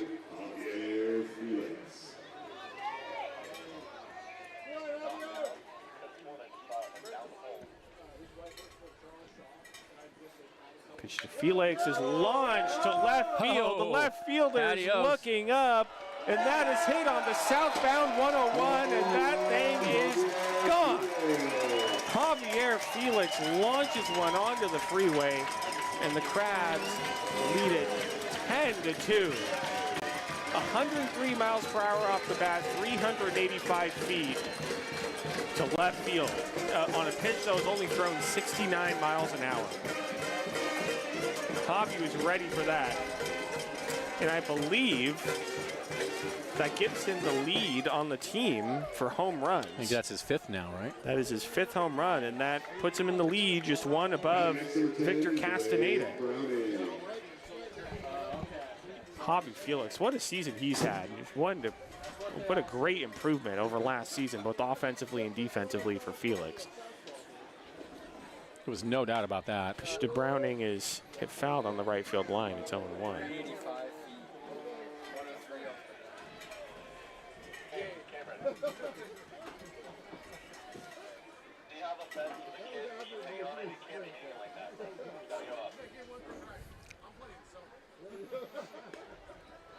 Oh, 1 just catches the corner. It's 0-2.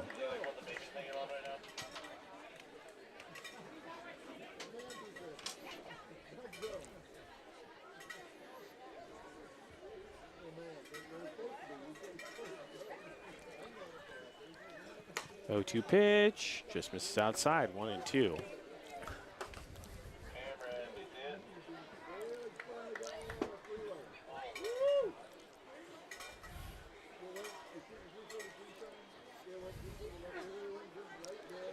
One, two, just misses up high, 2-2.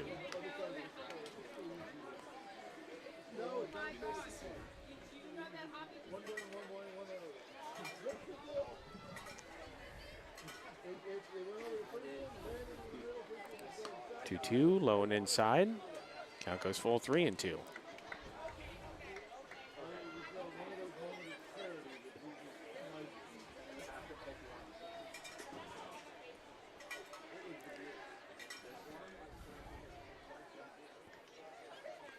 Three-two pitch is fouled off straight back and out of play. Still 3-2. Do they have an earlier start time in Healdsburg than we have? They might have started. I thought it was a 7 o'clock start, and Hard to believe they're in the 9th inning already. It's a lower scoring game, 4-3. That's so true. Maybe that's it. Fewer walks. 3-2 is a fly ball out to center field. The center fielder coming in and making the catch. 2 away. That's D'Amelio.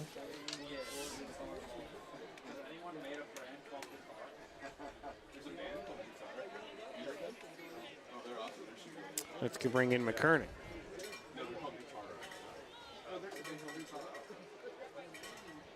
Now back to the Crabs and rate, Michael McKernan.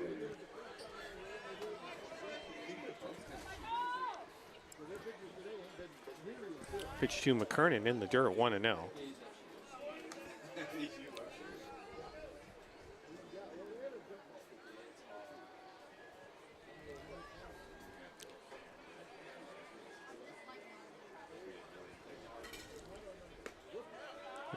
Misses. Oh, it's a called strike. 1-1. Missed just outside, but Aaron Lee kind of takes his time to make strike calls sometimes, and fooled me there a little bit. 1-1 is inside. 2-1.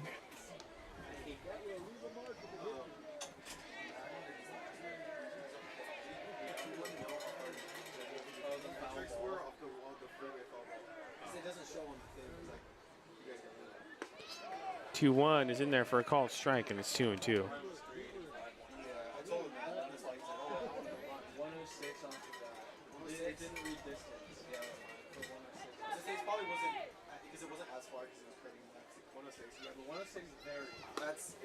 Ooh, just misses outside. Count goes full, 3-2, and pitcher Smirdiak was walking off the mound. He's been calling that a strike. Thought he had strike 3, and you're right, Benjamin. I mean, don't blame Smirdiak for walking off the mound because, like you said, it's been called a strike before. I thought it was strike 3. The 3-2 is up high, ball 4, so McKernan works the walk. Runner on first, 2 outs. I'll bring in Jet Ruby.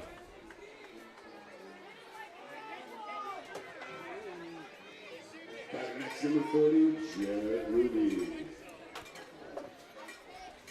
Ruby's 1 for 3.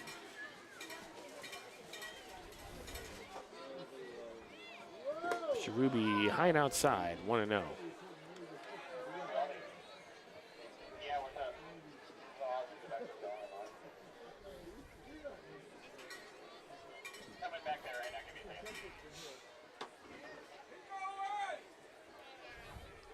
One-0 pitch, right down the middle, called strike 1-1.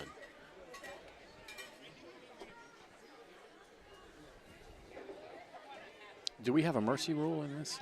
No, Game? I found out from Robin actually a little while ago. The 1-1 ground ball to short. He'll pick it up and throw to second for the force, and that's going to do it. More on that later, but we will head to the top of the 6th inning. Crabs lead 10-2 off of Javi Felix's solo shot onto the freeway. Head to the 6th. Crabs baseball, 107.3 FM.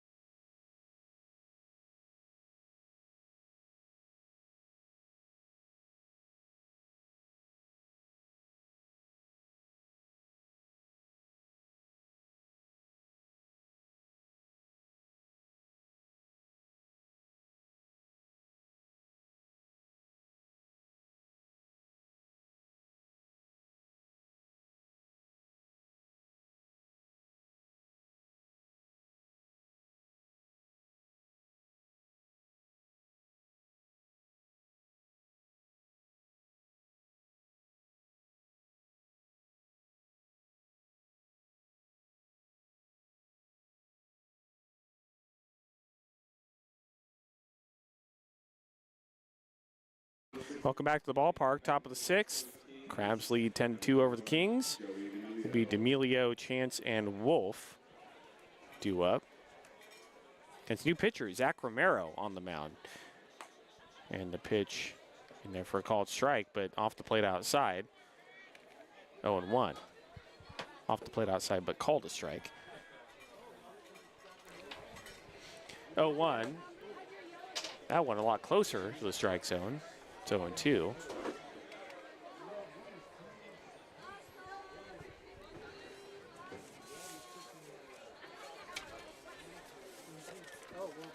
Oh, 2. Lone outside, 1-2. Romero on the season.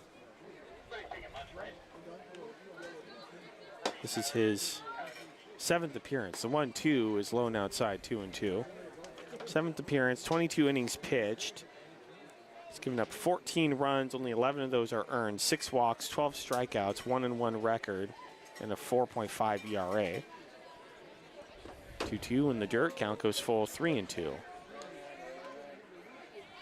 Well, it's the bottom of the 9th inning, and Lincoln still leads Healdsburg 4-3.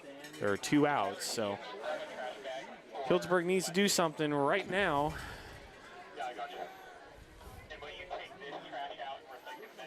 3-2, check swing.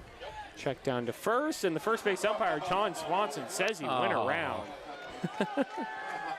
And D'Amelio is in disbelief as he heads back to the dugout, and the coach is going out there, and he's going to talk to John Swanson, and he is not happy with the call. And we'll see how long this conversation goes. Well, he didn't make it through the game last night, right? I mean, wasn't he excused at a was, certain point last night? Yes, he was. And he's still having a conversation with John Swanson. And now he gives it up. So 1 out. That's going to bring in Caleb Chance.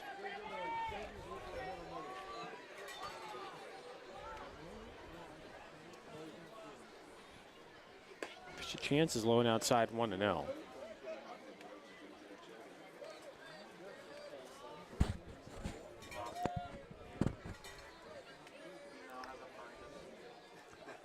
When a pitch, swing and a miss, and it's 1-1.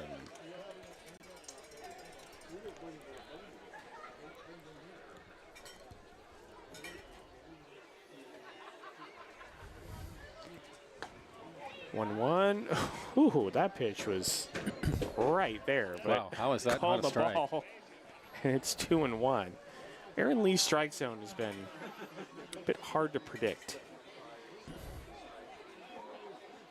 2-1, misses outside, and it's 3-1.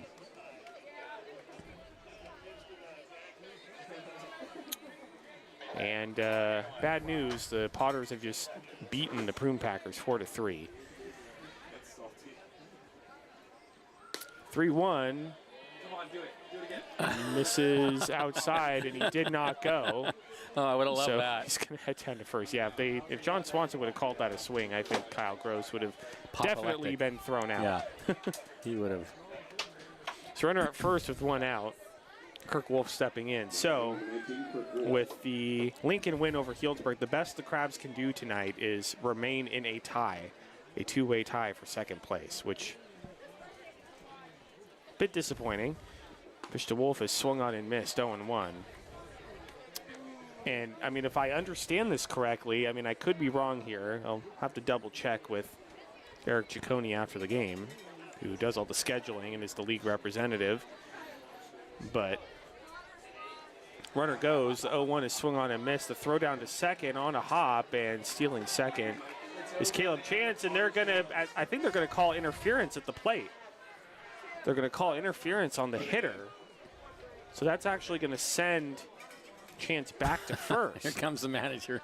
And again, the Kings manager, Kyle Gross, is unhappy with the umpiring. And he's going to reenact the play. He's standing in the batter's box and showing the umpire. He's not telling the umpire how he was wrong. He's showing the umpire how he was wrong. And Robin Guyver now coming out, and now the home plate umpire is making all kinds of hand signals. And I have no idea what's happening anymore. Wait. So now Kirk Wolf is out. Okay, so, right. So because of the interference, Kirk Wolf is out. That's what you get. And that's going to bring up Seth Gwynn. I don't know how you score that. I think you just scored as a 2 unassisted or something. I'm just going to score that as an out. Yeah, right, yeah. Pitch is popped up to left field, and making the catch is Avila, and that's going to do it in kind of an odd inning. But the Kings failed to score. Crabs lead 10-2 as we head to the bottom of the sixth. You're listening to Crabs Baseball, 107.3 FM.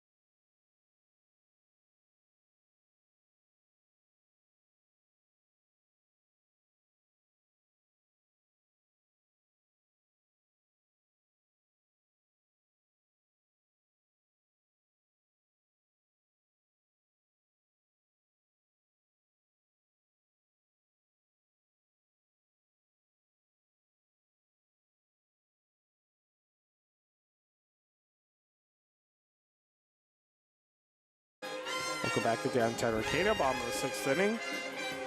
Crabs lead the Kings by a score of 10-2. It'll be Avila Hammond Harding duo against Gavin Simerdiak.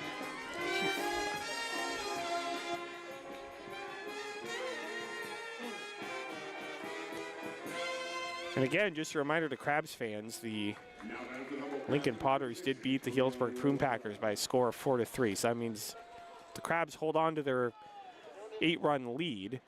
This pitch to Avila is foul straight back 0-1.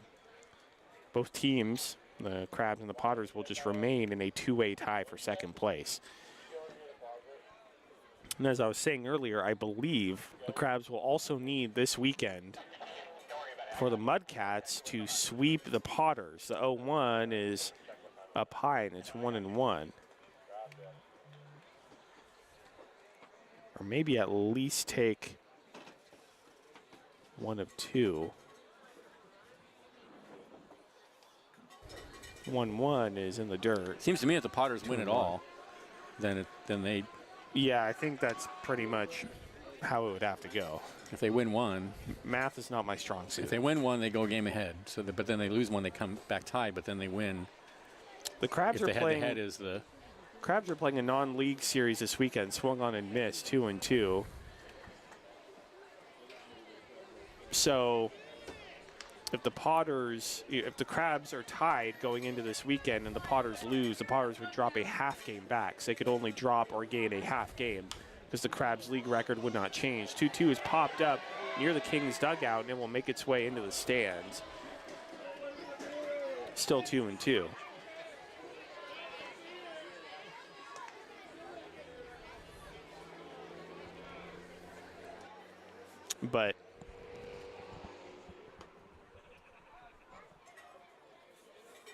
But if the Potters win any game, they'll go in front. The 2-2 pitches up high. Count goes full 3-2. And the Crabs, this is it for the league schedule. So Crabs have no more opportunities to gain any ground in the standings on Lincoln. That is the unfortunate thing. The 3-2 is low ball 4. So really all that's to say that the Crabs do not control their own destiny as far as I understand. I mean, it really is going to come down to other results. All of which is to say they shouldn't have lost 6 games on the road. Yeah, I mean, that's, that's really what hurt you look back, and I mean, that's really what's going to lose it for them if they end up not making it. It was that road trip in mid-June where the Crabs went to Lincoln and they went to Healdsburg and they lost all 6 games. Yeah. And that's really the unfortunate part of the season, but you never know how things are going to go. It looks like the West Coast Kings are going to make a pitching change. So runner at first and nobody out. We're going to go back to the studio for a 1-minute break. You're listening to Crabs Baseball on 107.3 FM.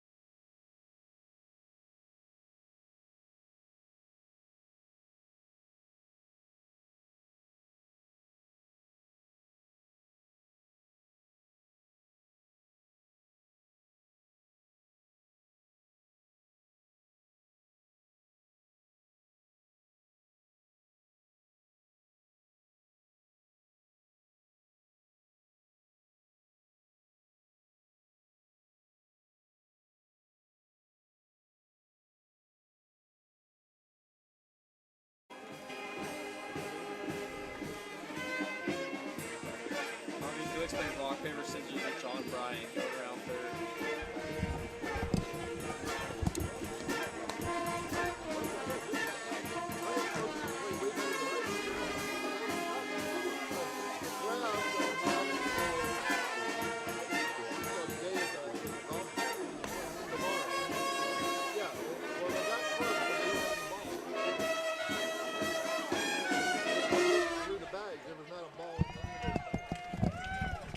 Welcome back to downtown Arcata, bottom of the 6th inning. Crabs lead 10-2. Antonio Avila's at first and nobody out.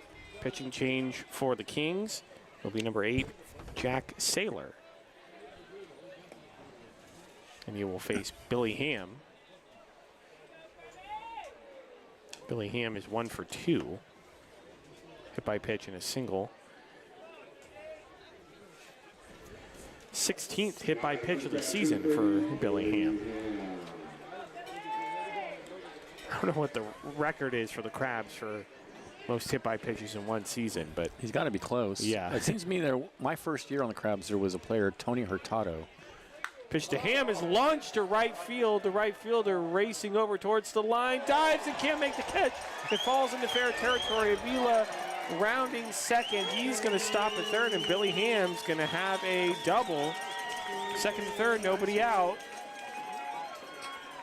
And that was another ball where the way it was hit, I thought that was gone. I thought it was too. I thought it was gone, but kind of died out there. It was loud, but placed perfectly. Just down the right field line, and the right fielder, Wolf, dove for it, but couldn't get it. That's going to bring in Troy Harding. Crabs have a chance to add on.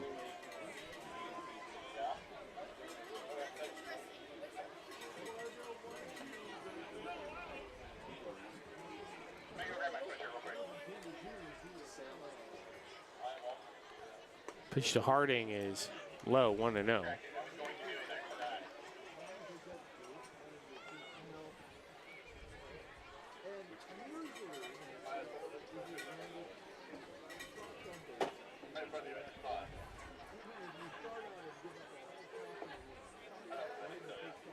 Well, no, it's swung on and missed, and it's 1-1.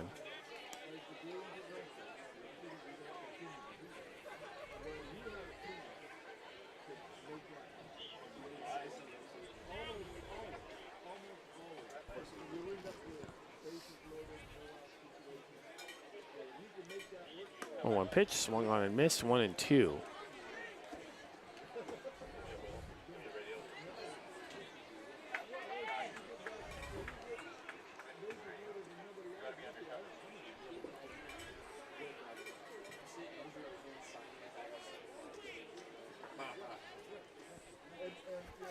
One-two is popped up out to right center field. The center fielder ranging over to his left, makes the catch. Avila tags up from third. He's going to score. The throw is cut off. Ham will go into third. Crabs lead 11-2.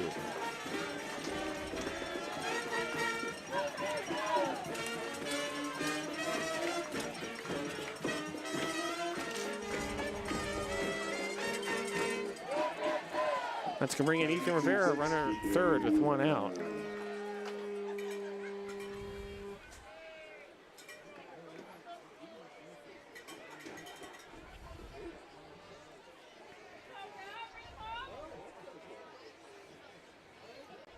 Rivera misses just inside, 1-0.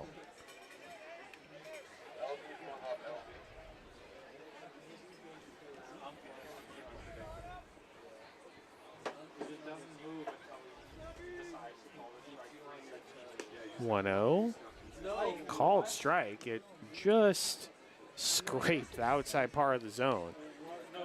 1-1.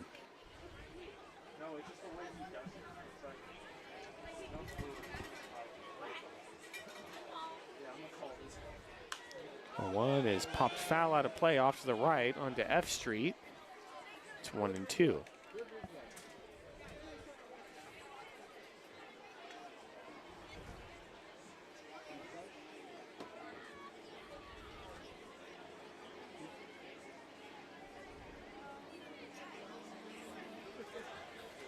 One-two is a ground ball right past the pitcher. Slow roller to second. Second baseman picks it up, throws to first on the play. Coming in to score is Billy Ham, and the Crabs lead 12-2.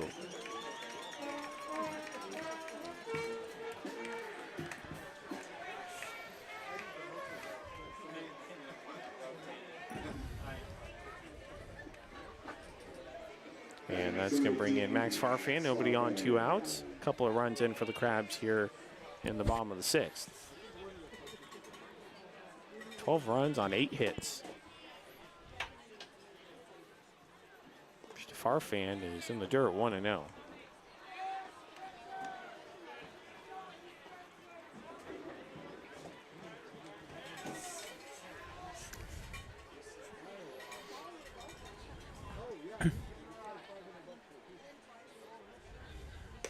Farfan up high 2-0.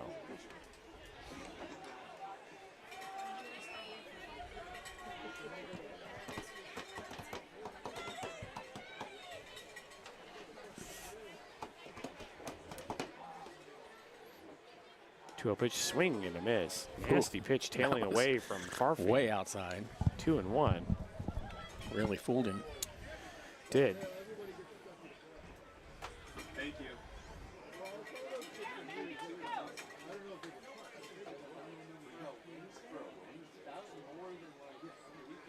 Yeah, yeah. 2-1. Called strike. 2-2. 69 miles an hour. Sailor, he does not throw very hard. 2-2 swing and a miss, strike 3. Another nasty breaking ball. Farfan out in front. That's going to do it. The Crabs get 2 runs. They lead 12-2 as we head to the 7th. Stay tuned. The Professor will take you the rest of the way. You're listening to Crabs Baseball. We're 7.3 FM.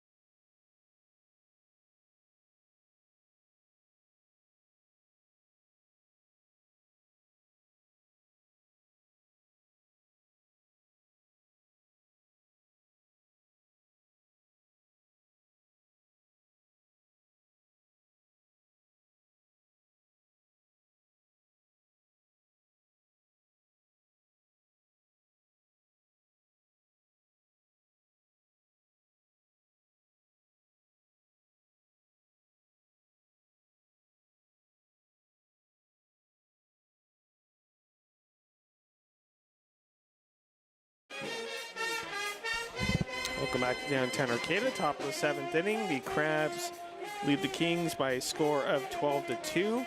It will be Rodriguez, Lee, and Lyle due up against Zach Romero. And now here to take you the rest of the way is the Professor, Benjamin Schaefer. All right, thank you, Liam.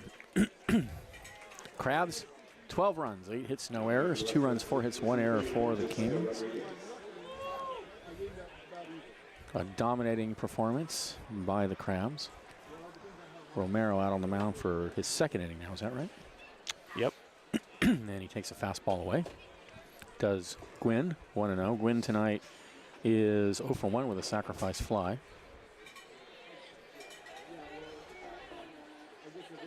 The 1-0, and there's a strike right down the middle.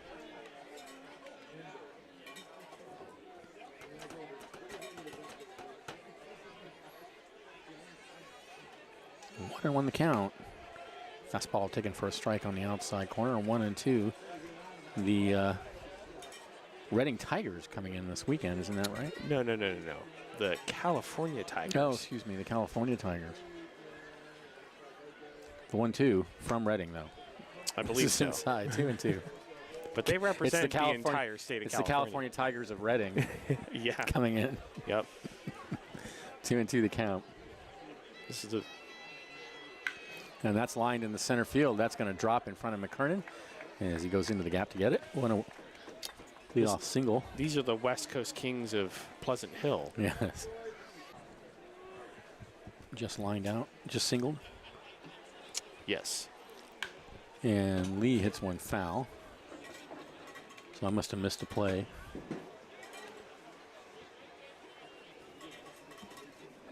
In that wild 5th, 6th inning.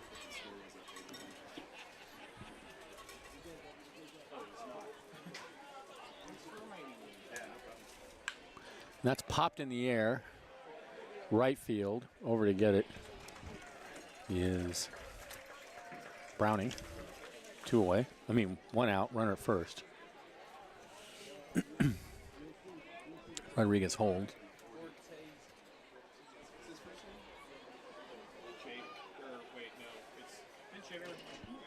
All right, this is going to be a pinch hitter. This is number 18? 28. 48. Anthony Cortese will bat for O'Rourke. Batting next to the King is number 48, Anthony Cortese.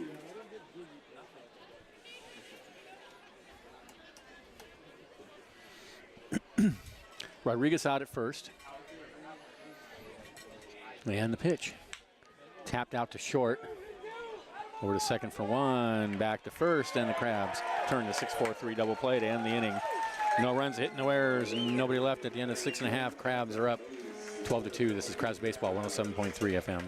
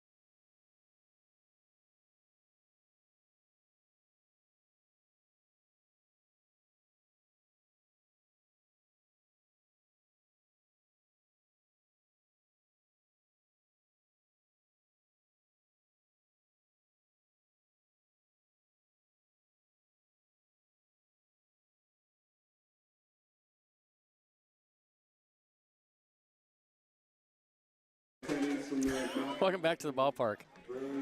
Bottom of the 7th inning. Crabs leading 12-2. It'll be Felix, Browning, and McKernan to bat. We got 852 baseball fans tonight. 882 folks at the ballpark tonight. We're not enough people. We've had great attendance this season. This ballpark has been packed almost every night. I think that has something to do with joining a league. I think it does too. It energizes the fan base. And we've had way more just great games. I mean, we have not had a single game that was like that I've been at. I've missed some games, but where it was like 21-0 or something ridiculous like that. We have had some great games. And we've been playing meaningful baseball. And we've been playing good teams too. We haven't played meaningful baseball in what, 11, 12 years since the Crabs were in the Far West League. I mean, not to say that the non-league games are playing in that time were meaningless. I mean, games are always meaningful. These guys are trying to perfect their game, but I mean, they just didn't count for anything. That's right. So it makes a big difference. And there's a breaking pitch in there for a strike. 0-1 to Felix. Felix has had a good night. He hit a blast over the left field wall in the 5th inning. Before that, he walked and singled. And having games at all is great. The 0-1. Check swing inside, 1-1. You can't have wonderful summer Crabs baseball without an opponent coming in and playing the Crabs. So any baseball game here at the Arcata ballpark is great, but it's been even better this season now that we're playing meaningful baseball in the league. Here's the 1-1. Fastball is high and outside. We have a lot of intrigue, too, because, I mean, this race for the second spot in the PEL championship game is really coming down to the wire. 2-1 the count. And there's a pitch inside, 3-1.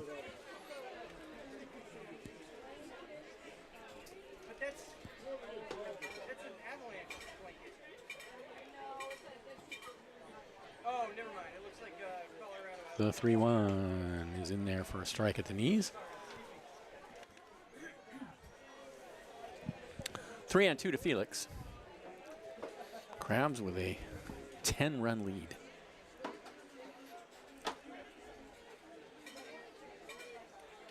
3-2, and he reaches out and loops it into center field for a base hit. That's his third hit of the night.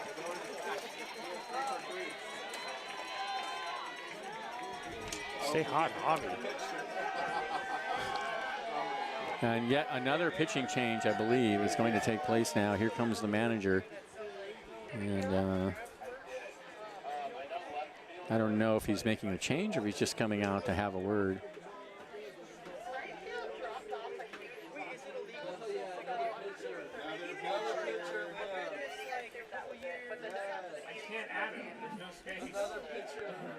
And I don't think he's going to take him out. They're gesturing out towards the bullpen. I don't know what that means. Oh, he sent the pitcher back. The pitcher, number 40, thought he was coming into the game. And Ooh, that's a bit embarrassing. And the manager waved him off and told him to get back in the bullpen. That is kind of embarrassing. Remember that happened to a Giants reliever, I think, like early in the season this season. He's leaving him in.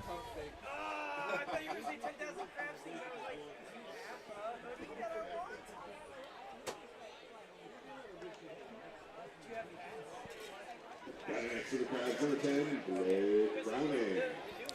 So here's Browning. He's 0 for 2.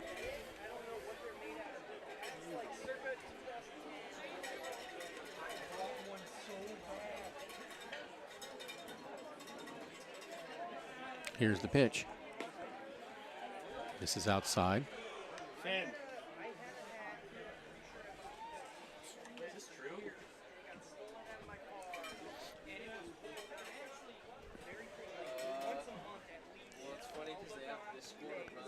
The 1-0. And the pitch popped in the air. And that's going to go out onto F Street over our heads.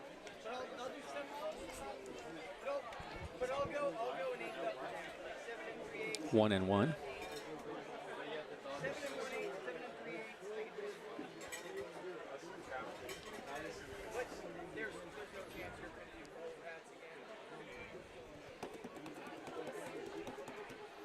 From the set, here comes the 1-1 pitch, and that rides high. 2-1.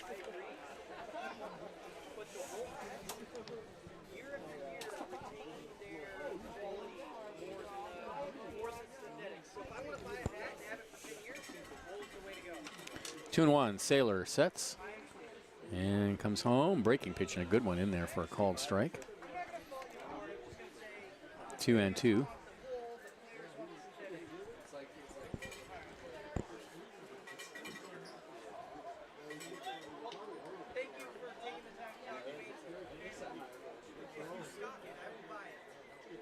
Two balls, two strikes. Here's the pitch. Fouled up against the screen.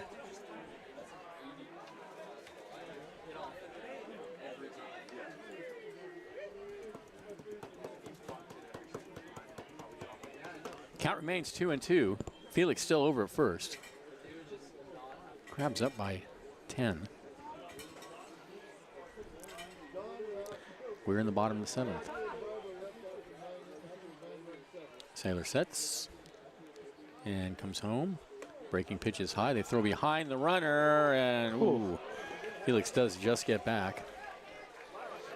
Pretty close.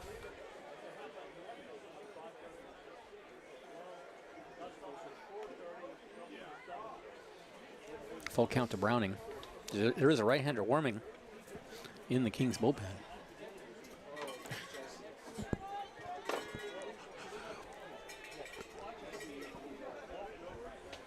That'll be their sixth pitcher of the game. Yes, it will. 3-2. Popped in the air, left field. And Gwynn has it. One away. Felix holds it first. Here's McKernan. Has doubled and walked tonight. Well, I think Sailor is definitely going to have to come out of this game. So that's the second visit of the inning. And yet another pitcher is going to come into the game. And so while he gets ready, we will go back to the studio for a quick break. This is Crabs Baseball 107.3 FM.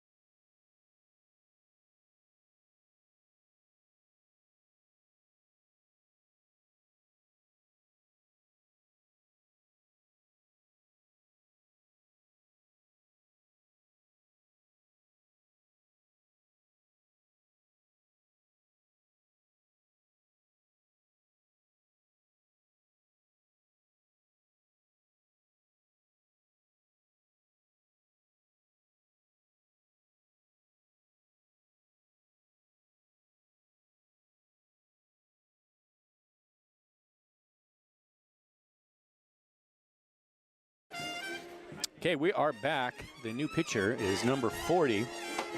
And his name is Ryan Radke.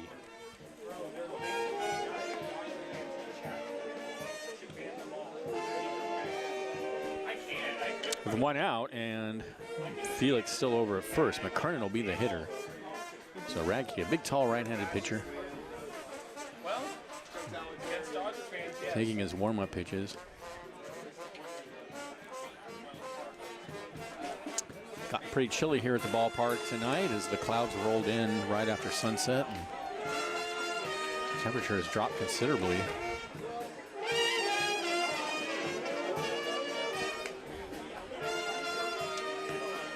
And Radke still taking his warm-up pitches.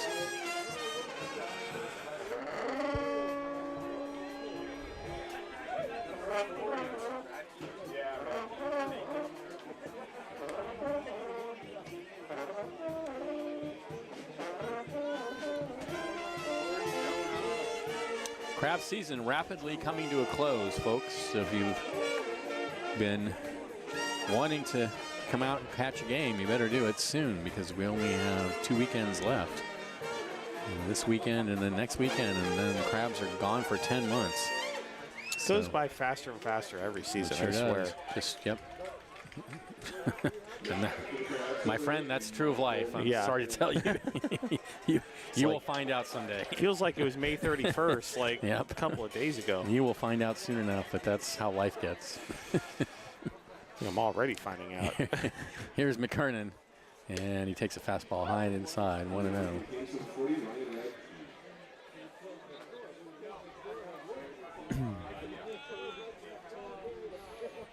Felix still over at first.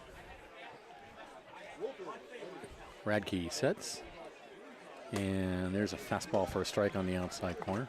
85-mile-an-hour pitch.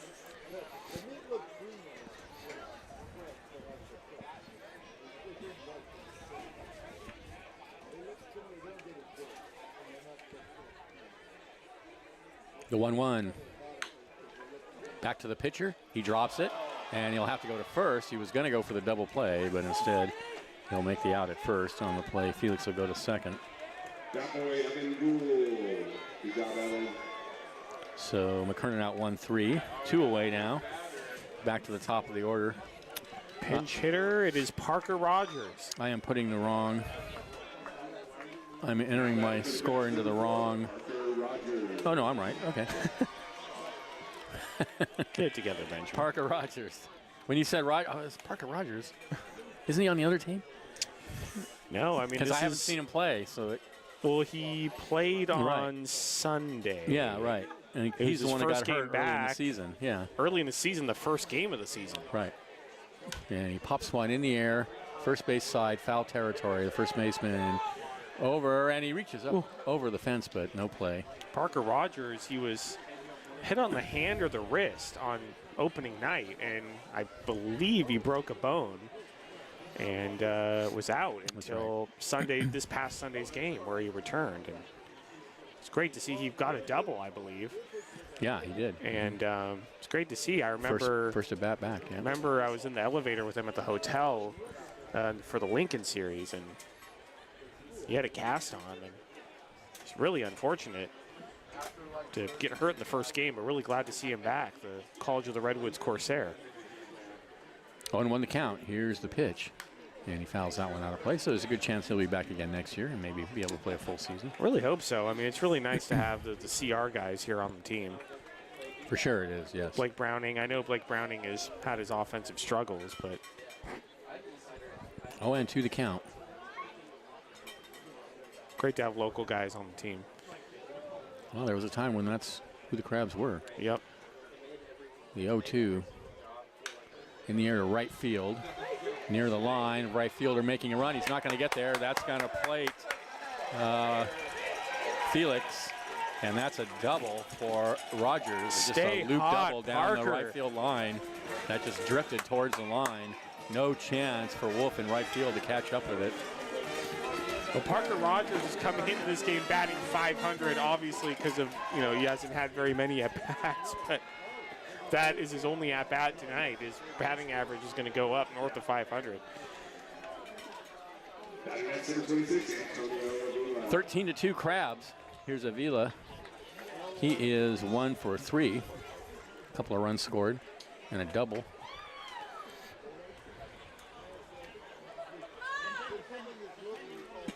And the pitch. And he hits it hard on the ground over to third. Throw to first is wide, but they make the tag anyway, and that ends the inning. But the Crabs get a run on 2 hits. There were no errors and a runner left. And at the end of 7, they lead 13-2. This is Crabs Baseball 107.3 FM.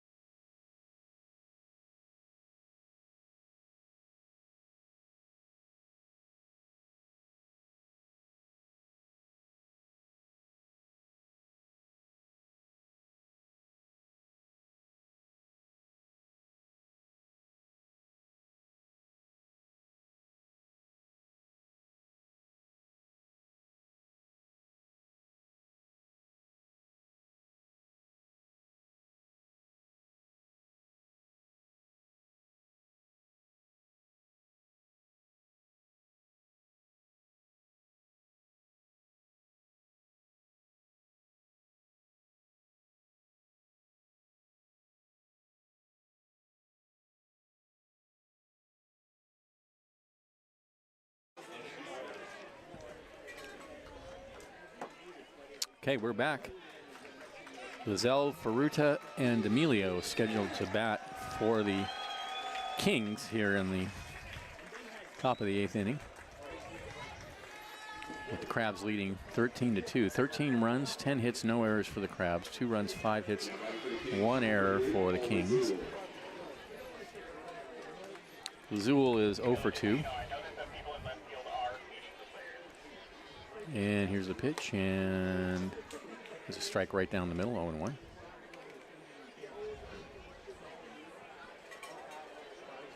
And now the 50-50's been called. The fans are filing out of the ballpark, and that's hit in the air to left field. Coming in and having it drop in front of him is Avila. So that's a single for Lazul. Well, Third hit of the game. Benjamin, at least we know who the real Crabs fans are. The ones who Yeah. stay after the 50-50. Who don't wait around for the 50-50 and then split. I told you there's levels of baseball, inferno. We have a pinch hitter, Sammy Rivas. Here's Rivas, the pinch hitter. And the pitch is strike, just at the top of the zone. I agree with you, Benjamin. I have never left a baseball game early in my life. I swear. No way. The 0-1 Well, is high. to be fair, 1-1. it was at Dodger Stadium. I did leave one time. I went to a doubleheader by myself at Candlestick Park. And Benjamin. yes, and the second game, the Giants were trailing 7-0. And I was tired. Popped fly, foul territory. Ham over in, and it's going to drift out of play. And I had to drive back to Santa Cruz, so I thought, well, I should get going, and the Giants are going to win. So I got it in the car, got to Monterey, turned on the radio, and it was tied at 7. Yep. That's what you get. That's what I said. I said, this is my punishment for leaving that game early, and that was the only time I've ever done it. I went to a Dodger game a couple years ago. It was against the Brewers, and the Dodgers were just beating up on the Brewers so bad. I was like, I hate the Dodgers. I don't want to be here anymore. Dodger Stadium's okay. I've had my experience. I love Dodger Stadium. Well, Oracle Park is way better. Dodger Stadium is okay. It's not terrible. 1-2 the count. Here's the pitch. Ooh, and that fouled off Rivera's helmet, I think. He's fine. So it sounded terrible, but... I'll give Dodger Stadium... Actually, it hit the umpire's mask, I think. Yeah, I'll give Dodger Stadium some credit. So when I saw it on TV, I was like, man, it does not look very good. And then when I actually went to a game, It's not bad. I love Dodger. I like Dodger Stadium a lot. Yeah. Not bad. The 1-2 is a breaking pitch down low. Oh, it's in there for a strike. And that's what you said about this umpire. He sometimes hard to doesn't predict. give the call right away. And that's it for Rivas. 1 away. I will say the area around Dodger Stadium is very nice. I'm sure it is very expensive to live in. Didn't used to be. It is now. I love Echo Park myself. Yes. Yeah, it's nice. I love walking around there. And it's close to the downtown, which is really cool, too. The downtown's great. Swung on and missed. I love L.A., I do. My sister goes to 0-1. college in Claremont at Scripps College, and before she went to college there, I've only been to L.A. once, but now I go to L.A. a few times a year. The 0-1 swung on and missed 0-2. I guess I'm glad I don't live in L.A. anymore. Growing up there and having to drive there was miserable, but I love going back. I would hate driving down there. Yeah. But I do love Claremont. Claremont's a really nice city. Claremont is nice. East of L.A., near Ontario. The 0-2 is fouled out of play. Yeah, I grew up not far from there in El Monte. The mountains down there are beautiful. I mean, here you have the trees, but down there you think, like you said, the base of the San Gabriel Mountains, and they just tower over the cities. It's very pretty. Oh, and to the count. Here's the pitch. Swung on and missed. Blew a fastball by him. And Emilio's gone. 2 away. Lazul's still over at first. And here's going to be a pinch hitter for Chance. This is number 18, Colin Linteo. He started last night. He did.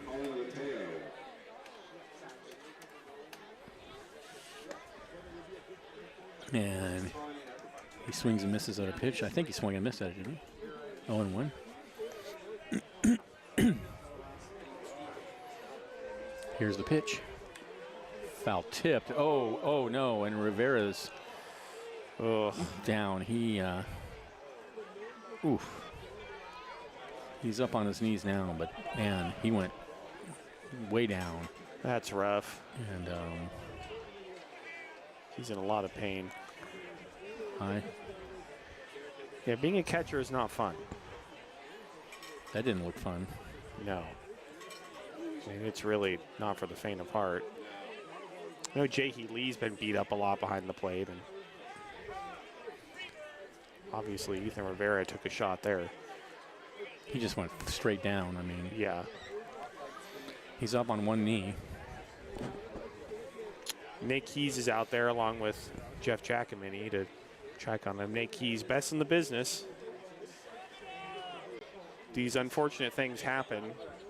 We're glad to have Nate Keys as our head trainer. He's fantastic.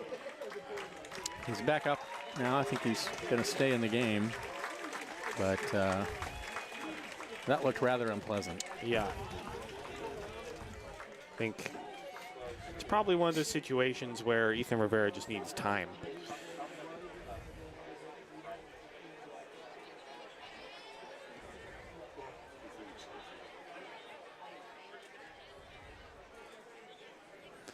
So a break in the action as Rivera takes a few deep breaths. He's all right. He's going to go back to work. Thanks to Cypress Grove Cheese, the leading producer of delicious artisan goat cheese, including Humboldt Fog, one of the most famous cheeses in the country. And I hear that they are Sources tell me that going to be providing the booth with some delicious goat cheese might on have Friday to night. devote the entire Friday broadcast to a praising. cheese tasting. Yes. There's a called strike 3 to Linteo, and that ends the inning. No runs, a hit, no errors, 1 left, and at the end of 7.5, it's Crabs 13, Kings 2. This is Crabs Baseball, 107.3 FM.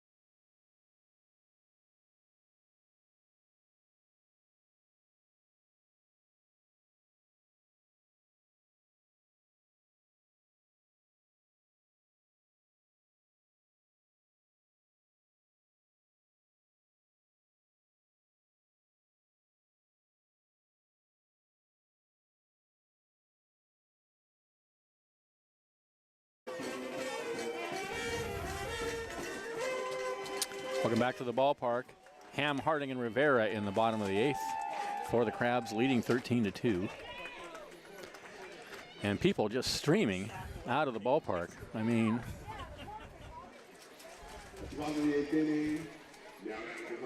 just abandoning any pretense of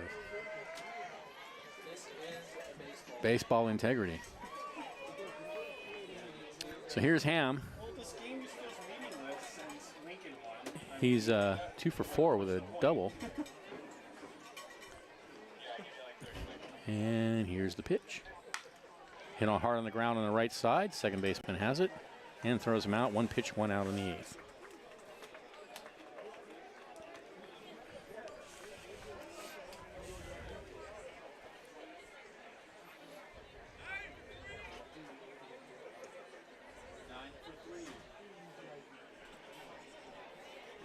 That brings Harding to the bat.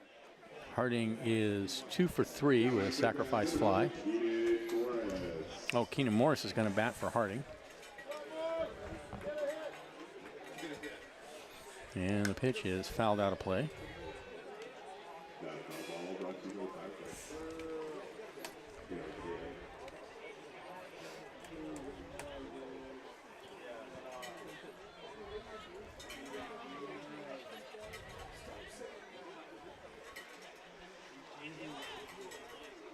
The 0-1 in there for a strike. 0-2.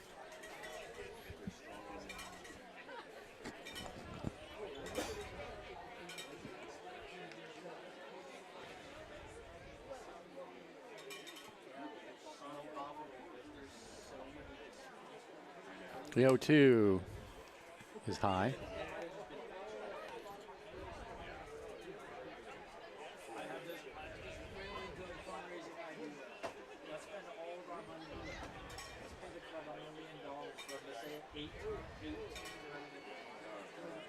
The 1-2 swung on and missed, and that's it for Morris. 2 away.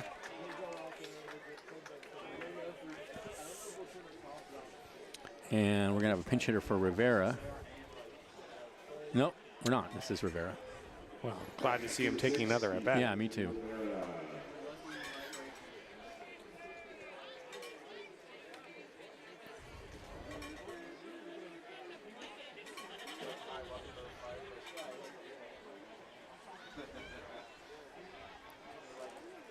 And the pitch. Way outside and all the way to the backstop. Please tell me it's a foul ball.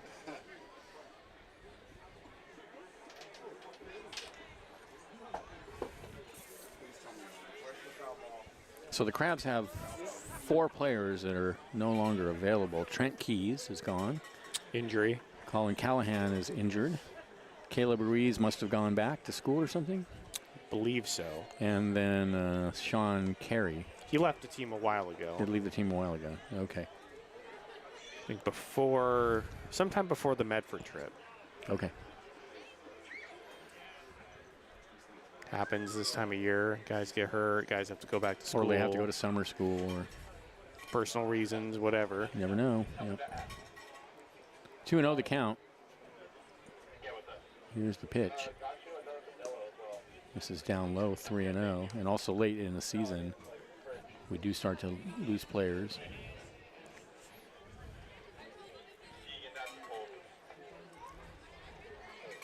I know the count to Rivera. He's 0 for 3 tonight. And now some kind of break in the action. Don't know what that's about.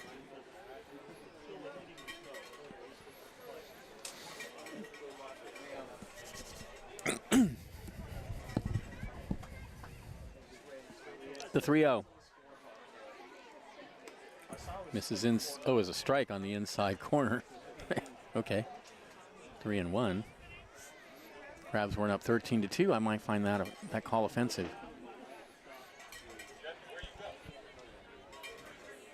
Here's the 3-1. Oh, way outside, and he walks Rivera on. Looks like the Giants are leading the Dodgers 7-1, bottom of the 8th, or top of the 8th, Dodger Stadium. all the Dodger fans in the chat. I mean, losing one game with the Giants is pretty embarrassing at this Here's point. Farfan 0 for 3. Yeah, but the thing is that I mean, come on. they are going to win the division. And the Giants are going to be lucky really to finish bad. 500. So Well, the Dodgers are going to lose in the first round of the playoffs. So. yeah, they usually do. Yeah. Here's the pitch. Fouled out of play. I wonder why that is. They The don't seem to Dodgers be able will to win 120 games Yeah, right. and lose in the division. I don't understand why that is. They just don't seem to be able to. Well, I love it. 0-1 the It count. makes me giddy. I wouldn't mind seeing a Baltimore-LA World Series. That'd be pretty cool. I think. I don't want to see the Dodgers in the World Series. That's too close to a World Series. 0-1. Check swing, and it's in there for a strike. You know, last year I didn't even bother because I I'm so love tired of these teams that have no business being in the postseason. I you know. love the Texas-Arizona matchup. No, It doesn't always have to terrible. be the huge market teams. No, but the good how about the good teams? The 0-2. I This think is high. both teams were good. I mean, They made it to the World Series. yeah, they made it to the playoffs, and then they made it through the playoffs. I think Texas was a lot better than Arizona. I think Yeah. Arizona, way more for them. They just got really hot. Yes. I think Texas definitely deserved to be there and win it. Texas, okay. I think the Phillies probably deserve to be in the World Series a little 1-2. bit more. Oh, called strike 3, and that's it for Farfan and the Crabs as they strand a runner here in the bottom of the 8th, but they lead 13-2. Stay tuned. Last chance for the Kings coming up. This is Crabs Baseball 107.3 FM.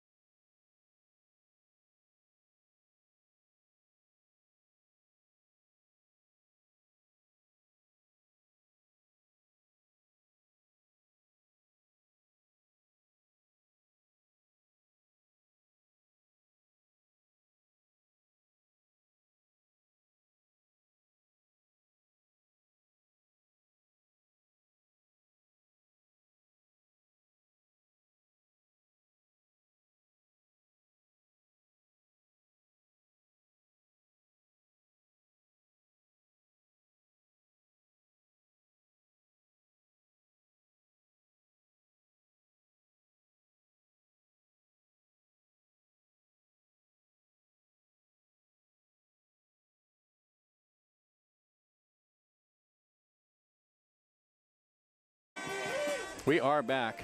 Top of the 9th inning. Wolf, Gwynn, and Rodriguez scheduled to bat for the Kings. And is this is a new pitcher for the Crabs now? Let's see. It Number- is Caleb Neiman. It's Neiman. Okay, that's what I thought. Caleb Neiman. In relief of Zach Romero. With the Crabs leading 13-2. And don't forget, fans, Friday night, last weekend of the series, the Crabs will host the California Tigers for a California Tigers. starting a 3-game series. And then we don't know who we're playing midweek next week. Yeah, we don't know.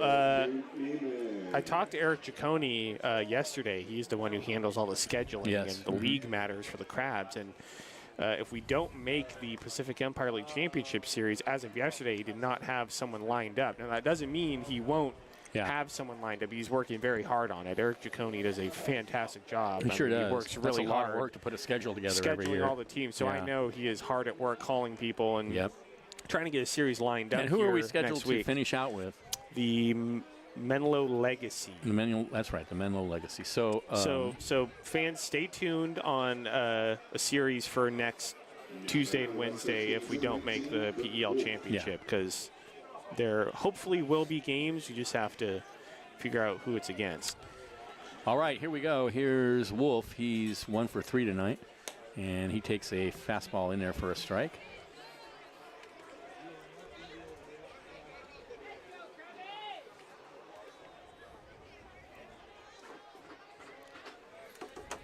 Here's the 0-1. He fouls it up against the screen. 0-2. Most of the stadium gone now, just a few folks left. It is 13-2 in favor of the Crabs, so not much chance of any excitement here in the ninth.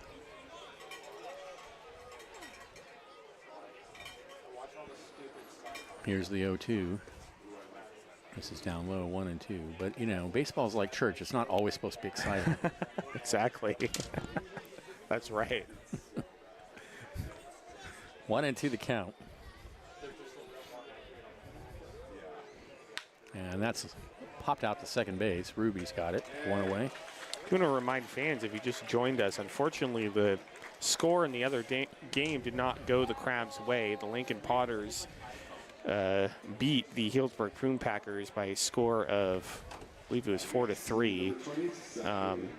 So as long as the Crabs hold on to this lead, which it's likely they will, the Crabs and the Potters will remain tied for second place at the end of the night.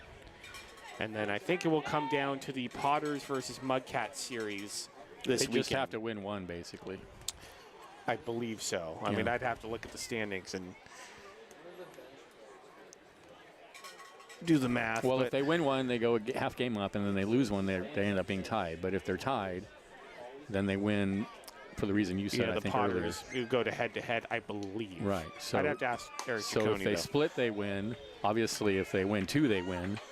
I mean, they don't win. If they win two, they take second place. Before Friday's game, I will go down to the dugout and check on all the scenarios. So I think the only way is if they get swept. And that's a pop fly on the infield, and nobody can get it. Felix came in. That was a very high pop fly, and Felix and Ham, and we're kind of both figuring out who was going to make the catch. Finally, Felix tried to, but the ball just skipped off his glove.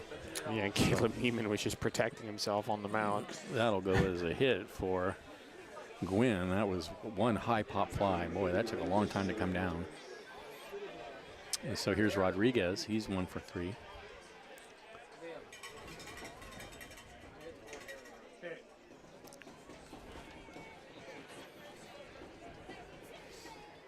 Here's the pitch, and there's a fastball away.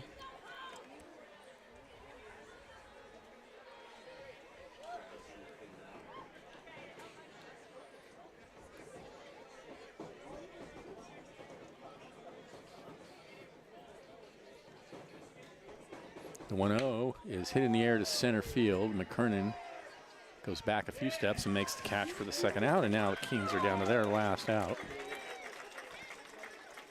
Quite a different result than last night's game. Yeah, it was a game the Crabs needed to win, and it looks like they're on their way to doing so. But, I mean, you know, with the result in the other game, Healdsburg losing, I mean, that really makes last night's game really frustrating. If the Crabs can pull it out, because they'd be in a much better position if they won last night. But that's in the past. You can't really think about that too much. There's a fastball down low.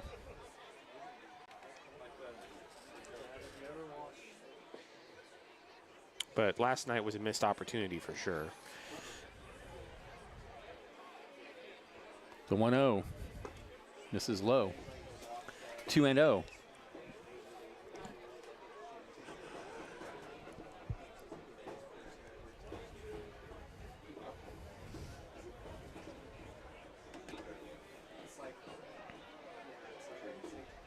Pitch.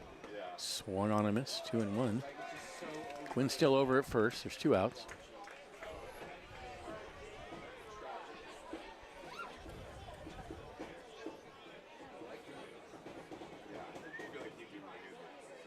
The 2-1. Ooh. Just misses high. 3-1.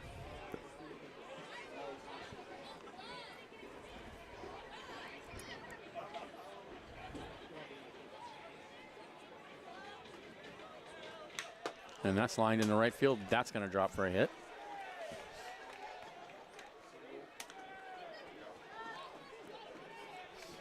Gwynn will go to second. And here's Cortese. Came in as a pinch hitter in the 7th inning.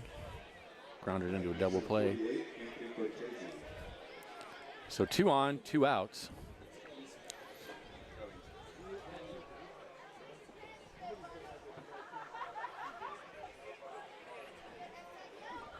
Here's the pitch. And fastball is high.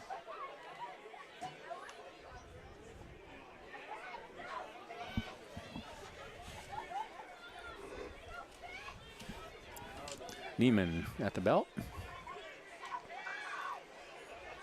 Comes home in the dirt and all the way to the backstop. The runners are going to advance on the wild pitch.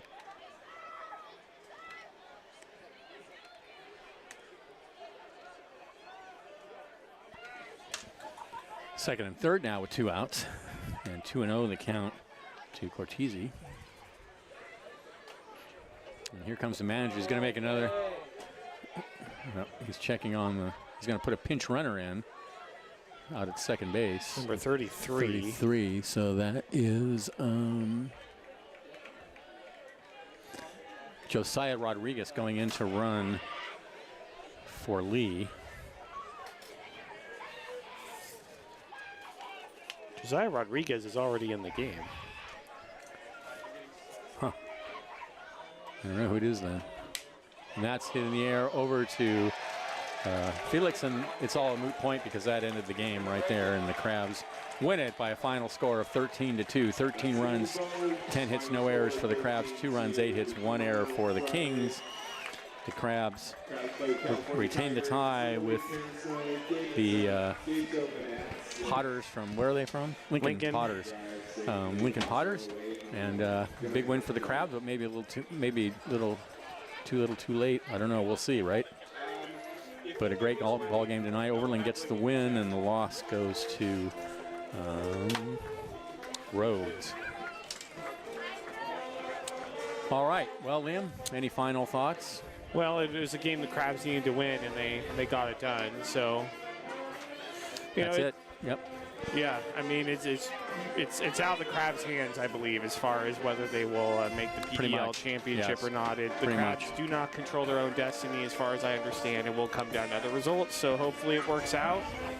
We'll just have to see. All right, well, folks, thanks for listening. It's been a pleasure bringing you all the action tonight. This is Benjamin along with Liam. Thanks for listening. This is Crabs Baseball, 107.3 FM.